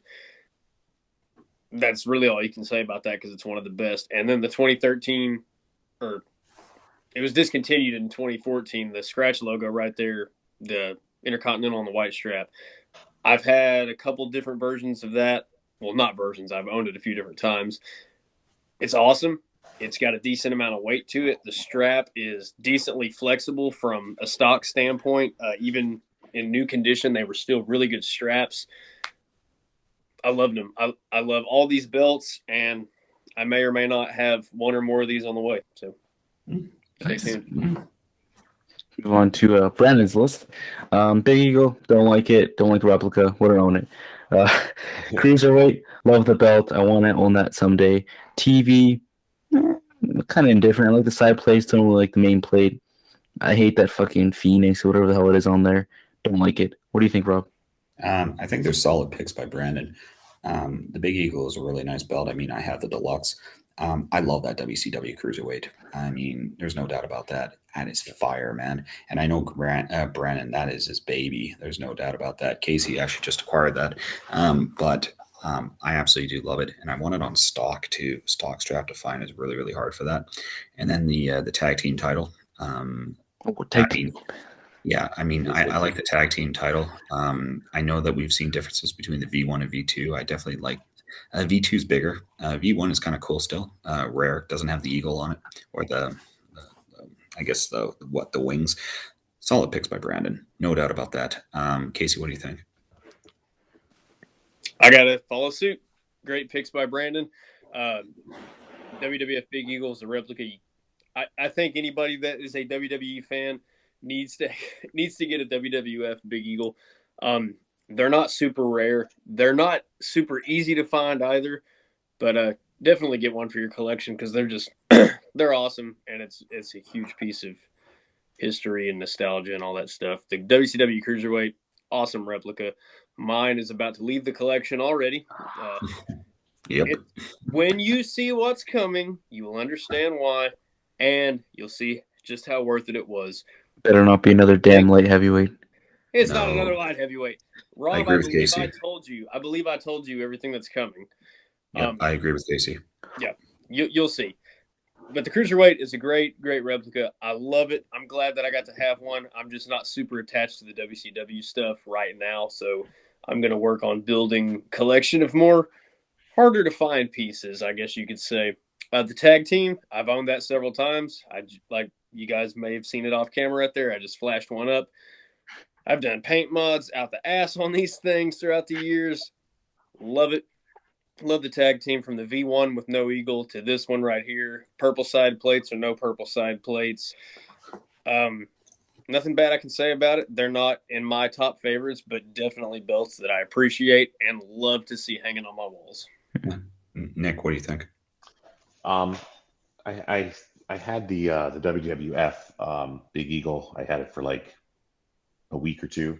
Someone offered me a good amount of money, sold it because I wasn't impressed with it. I think there's the other ones are better. I don't care about the logo, so it didn't bother me. And I like the block logo. If I could have one, I would get that. I do have. Love the cruiserweight. I heard that's great. I'm a WCW person, so that's an awesome choice. And then the tag. That's one of the times I was watching WCW and loved it was with those tag belts. So pretty good on those two. 2 for 3. Pretty good, solid list. Let's move on to Dan's list. And for his world title, he picked the Shop dual-plated Winged Eagle, which is it's a great replica. I mean, it's improved way, way better than the all gold version. The all gold version is like, I wouldn't even buy that at all right now. Like this, if you're gonna get the Winged Eagle from Shop, go for the dual-plated version. Or hopefully they release the gold version soon, properly made. The Fake Zinc Classic IC. Of course, wonderful replica. I know Rob has that one. And then the dual-plated Classic Tags, another great replica, both rare. Solid list. Of course, the Triple Crown. I love it. What do you think, Rob? I absolutely agree. I like that dual-plated Winged Eagle. I do have one. That's actually going to be probably leaving the collection soon. I actually have the error version, heavyweight, the elusive one. So that's actually going to be leaving soon. But then the Fig Zinc, I do own the WWF IC. It is absolutely amazing, and I own the WWF dual tag. Great belts. Dan picked it right. They really did really nice with that Shop. The leather is really nice. The plates are nice and thick. The bars are attached. The backing, there is a backing on the back of that belt. Shop really did a really good job on it. But again, I own the error version. They can't spell apparently. So the only thing I can comment though is that it's not painted in. And it should be. That's the one thing is where the heavyweight. I don't know. I really think I've seen some paint mods on it. It's really cool. That world is stacked too, which is really nice. The wings come up. Solid replica. Casey, what do you think? Dan could not have picked better belts. You guys may not agree with me here, but he could have went with any version, any licensed version of that Winged Eagle, because I've had the Figures Inc. version. I've had the WWE Shop version. I like them both. Granted, there are gripes with the WWE Shop's previous version with no sidebars attached. And, of course, everybody craps on the fact that there's a WWE Legends logo. I can get past that in some cases. Classic Tag, Classic IC. I mean, what more can you say? These are very rare belts, both of them equally rare. He picked some bangers right here. I love these. I've owned these. That Classic IC, I've had it on a white strap. I've had it on a black strap. Only positive things to say. Dan, if you see this, really good choices. Yep. Yeah. Nick, what do you think? I mean, I've heard a lot of good things about the WWF IC and Tag. I don't know that much about them. I know they're super rare and they're great replicas, so I'll agree with you guys on that. And also the new dual-plated Winged Eagle, again, the WWE Shop seems to be stepping their game up quite a bit, correcting things that drove people crazy. The sidebar thing, I don't know why they didn't have it. I had the prior one on white, and it was pretty cool. But this just takes it to the new level, Rob. Like the stuff you mentioned, sidebars, thicker, the screws are covered, right? I think you said. Yep. So that's people. Beautiful. that's great, and the strap is improved. So they stepped up their game there. So that I've heard nothing but good things. So solid list. Yeah, very good list. Next is my list actually, and I have as a world, the Fig Zinc Ring of Honor, the Cody belt. I love this belt. We talked about it in the Ring of Honor episode. I want to get this version, not the boot. I don't want to get a boot. Like I'm not against some boots, but this belt specifically, I need to get the Fig Zinc Ring of Honor someday. It's a beautiful replica, well made. I want that re-leathered, and it's my dream. NXT Cruiserweight Championship. We're gonna ignore the paint issues. Other than that, it is a damn good belt. I did have some pretty major issues with this, with the paint coming off. Of course, it's just like an epoxy filler, and it just falls off, which is a pain in the ass unless you want to repaint it. You can go ahead and take them all off. You can literally just like flick it off and then just repaint it all. But I didn't have the patience, nor did I care that much, so I just sold it. And the Ruthless Aggression shop tags, beautiful 5mm plates. They look really good. I want to get these someday when they're on sale, preferably re-leathered by someone, Ryan. Yeah, I love these belts. What do you think, Rob? Solid picks, Max. I love that Ring of Honor world title.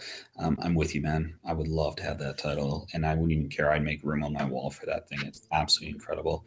Beautiful belt. It's one of the solid replicas I've seen Ring of Honor come out with. The NXT Cruiserweight, that's a pretty good choice too. Never mind the paint.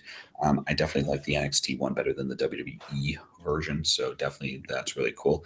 I know that was the picture of the belt. I don't know if you still have that belt, Max, but No. But yeah, that was mine. I like what you did with the SummerSlam and the Brooklyn plates on that. That was really cool. It made it pop really cool. And then, yeah, the Ruthless Aggression Raw tag. Shop did a really, really good job on this. I think that they nailed that one better than they did on the SmackDown one. There's noticeable differences. I do have the Figures Inc. It's a 2006 Figures Inc. It's got an Edge nameplate on it. Really, really nice belt. But great belts. Good choices. Casey, what do you think? No. Sorry, before Casey goes, I'm just going to interrupt you quickly. You're talking about your Fig Zinc Ruthless Aggression tag. That's when I fell in love with it. When I saw that belt, because I knew Colin shipped that belt and another belt, and so we shipped both together, so I gave it to you. Yep. And I fell in love when I saw it in person. Even though it was 2mm, I was like, this is a beautiful belt. Beautiful. Yeah, sorry, go ahead, Casey. So, really good choices here as well. I don't know too much about the ROH to really have an opinion. This is my second favorite out of all the ROH designs. The classic one that was released by Figs around in that same line is my favorite ROH design if I had to pick one.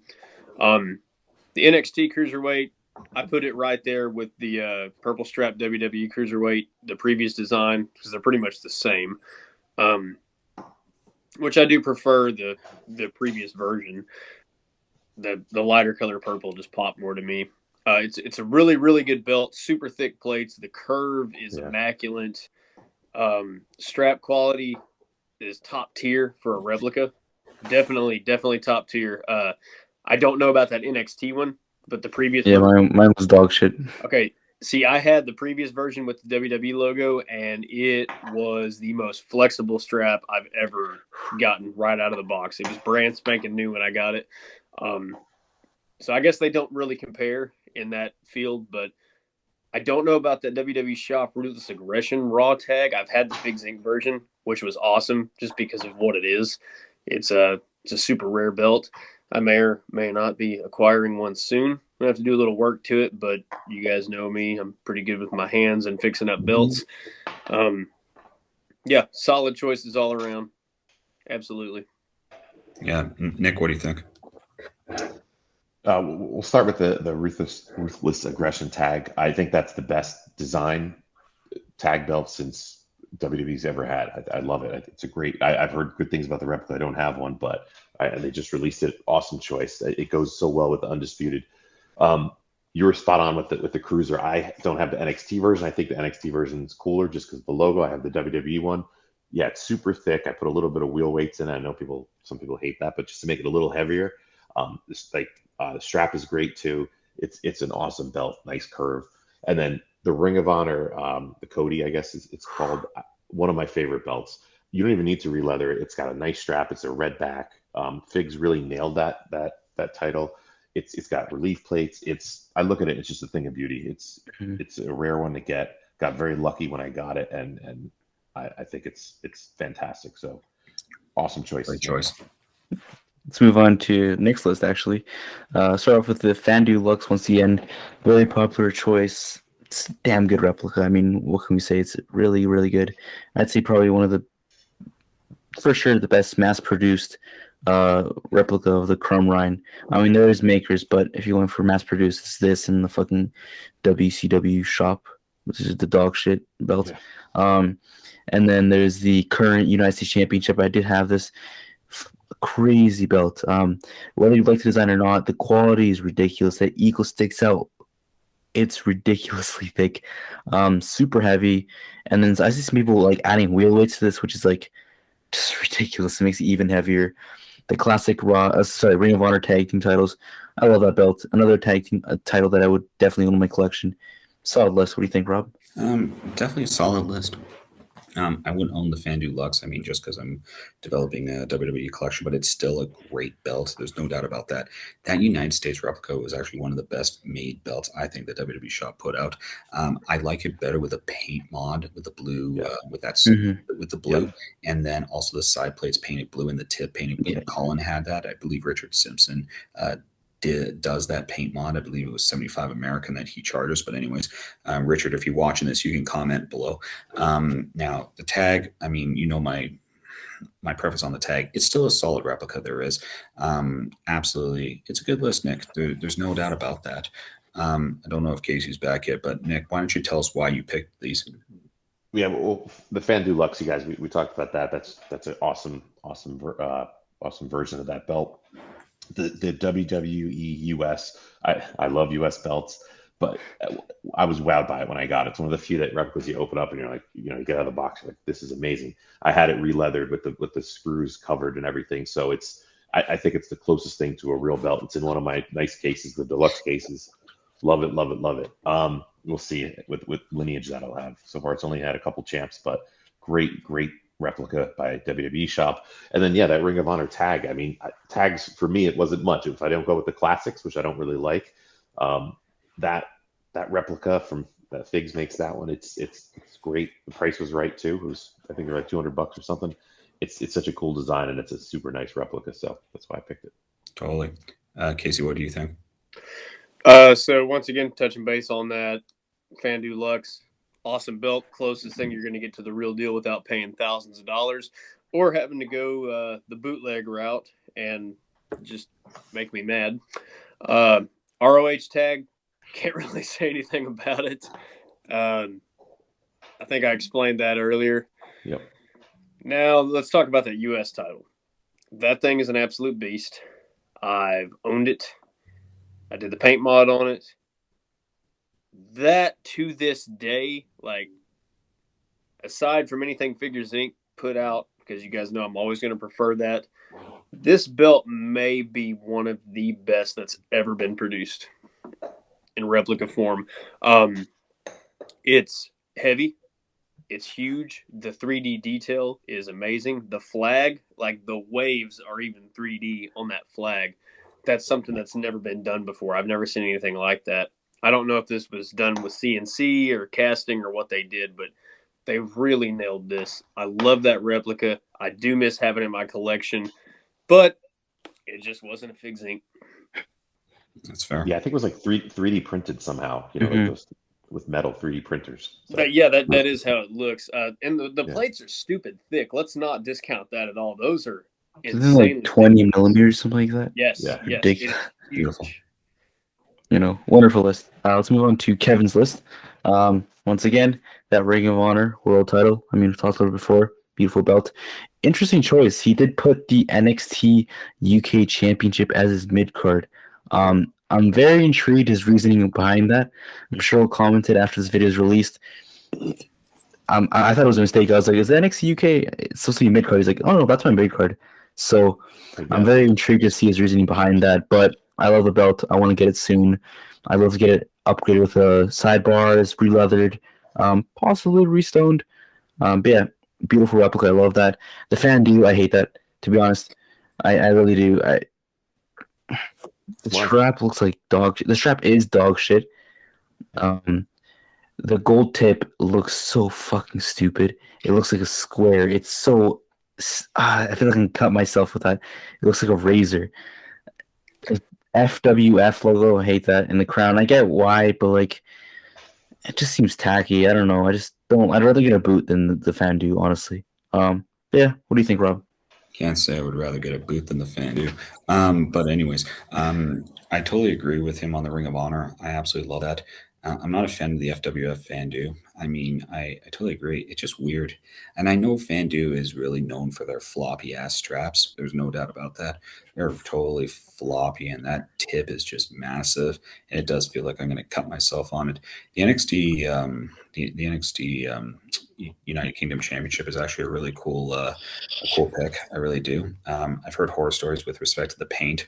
We could talk about paint. I've also seen stupid horror stories where United Bitch Brothers are trying to reproduce this with the out of alignment stones going down.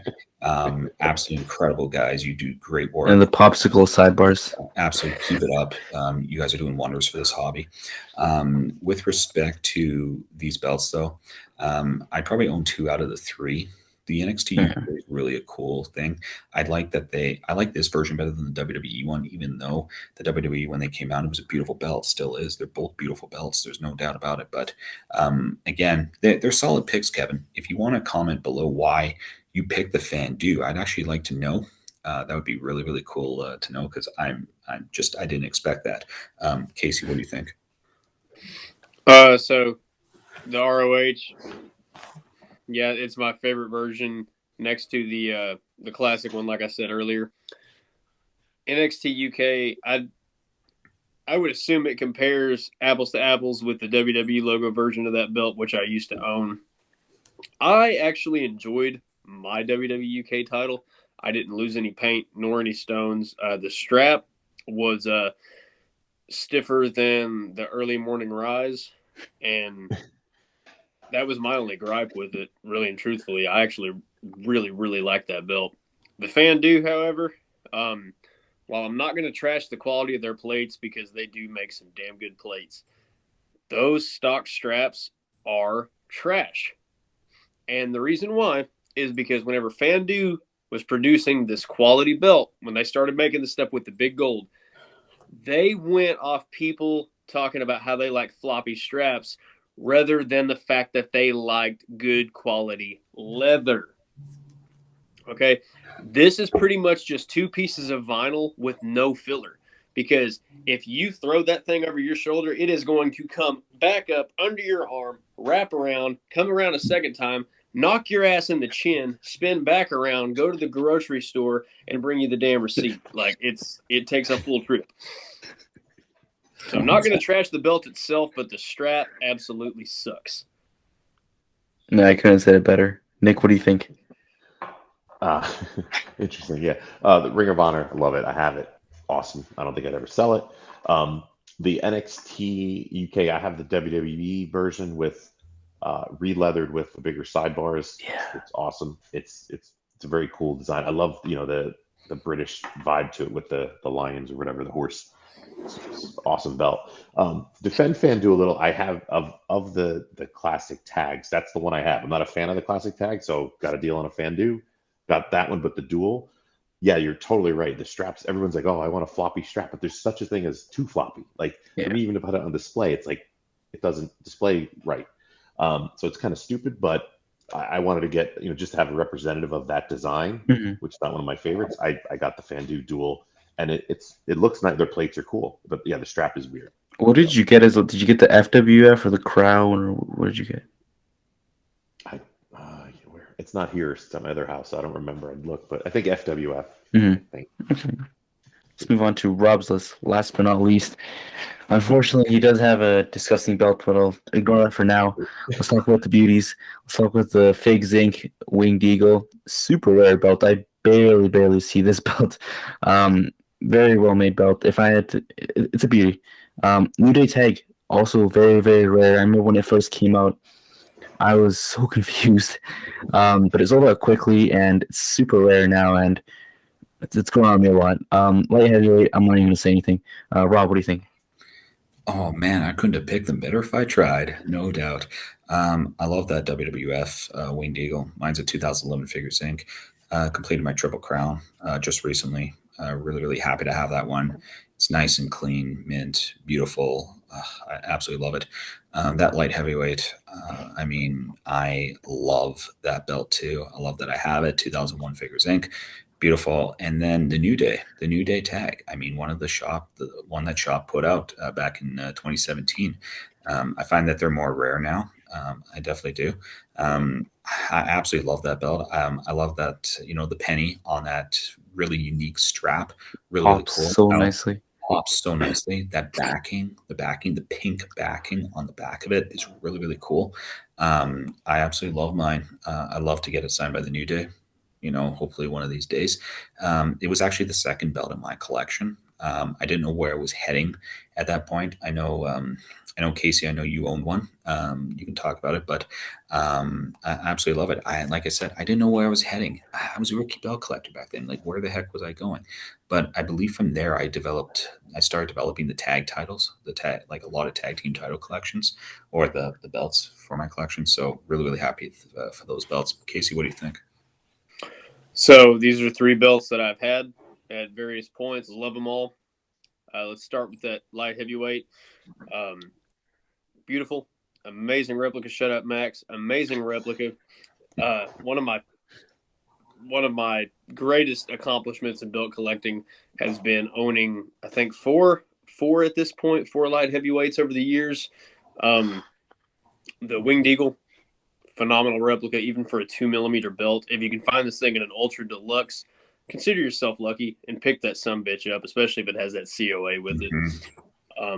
Just picked up another deluxe belt today, as a matter of fact, so jump on it if you can. New Day tag. This is a beauty. For something WWE Shop related, because I'm not too huge on them anymore, this is one I would love to add back to the collection. I got one from A&J's Belts in like 2017, and I had it for a while, and I wound up trading it to a guy that I've known for a while, and I got a really, really good deal on that. But the strap, really, really cool. The pink backing, super smooth, really, really pops. The belt screams New Day. And yeah, really, really good stuff right here, Rob. I love it. Every single one of these. Love, yeah. I decided to go different. Nick, what do you think? Yeah, the Winged Eagle. It's a classic. You don't see many of those with the WWF logo. So I've seen a couple for sale, but not too many. But really, really awesome choice. The New Day tag. I love the New Day. I love the penny of all the the 3 versions. Well, really silver and penny. I think the penny one's the best, and then this is a great representation of that. So great there. Light heavyweight. Yeah, it looks like it's a street sign missing some paint. So I'm not a fan of that one. But No, 2 for 3. Fair enough. You're the 2 expert. beautiful belts, and then that's monstrosity. But that does bring us to the end of the podcast. But we usually do finish the episodes with one thing, but I can't remember it. The episode's been too long. Rob, how do we finish the episodes? Great to be back, of course, as well. And do we want to mention what we're doing now, Max? We want to also comment our new our new For sure. schedule coming up. Yeah, starting not next week, the week after, we're moving to every 2 weeks. So instead of having an episode every Wednesday, we're gonna have it every other Wednesday. I mean, there's only so many belts we can talk about, so eventually we're gonna run out. So we're gonna space that out a little bit more. Also gives us more time to edit, work on it, more detailed videos. Gives us more flexibility with guests. Yeah, overall, we're just gonna go every 2 weeks. So in 2 weeks, we're gonna go over every single version of the Intercontinental Championships. So we're going to redo that episode and do it properly with a very special guest, which we'll announce later on next week. Yeah, and we're really, really happy as well to be doing that. By then, we'll definitely have some really cool Intercontinental Championships to show you. It's going to be a better episode, a newly redone episode, so we're really, really happy. How we finish our episodes, though, is that we throw a belt over our shoulder. We definitely do. I don't know if Casey's still around. Yeah, I'm still here. But we still do. So but I don't know if he's trying to. Oh God. Darn right. Now we can comment on our favorite titles that we have here. Max, why don't you comment on your belt that you Well, have since we're there? doing next episode is going to be in the IC, I have to pull up my only IC I have right now. Hopefully, I will expand that IC collection soon. But yeah, 2014 shop IC, my first belt. Oh no, that's fair. And then Nick, what do you have? This is the 2022 Figs V1 Undisputed. Ooh, very, very, very, very nice. And then Casey, do you want to comment? Of course, what you have over your shoulder. Well, of course I would. It's the most prestigious, amazing, my favorite design Good of all God. time. The WWF Light Heavyweight 2001 Figs Inc. Yeah. And of course, I have to second that as well. Yes. That I as well have the 2001 Figures Inc. Light Heavyweight, and I would almost guarantee Eat you it. if Brandon was here, Brandon would have the same belt over his shoulder, And Jamie. and Jamie too. No So accounting for That's what he taste. picked. very, very, very happy. Thankfully, we don't have 4 light heavyweights in the screen. If so, I probably would have to We kill were gonna. myself. But Max, Thankfully, it's only 2. do we want to wrap up this big episode with a belt? Sure. Thank you guys so much for watching. We'll see you guys in 2 weeks going over the IC titles.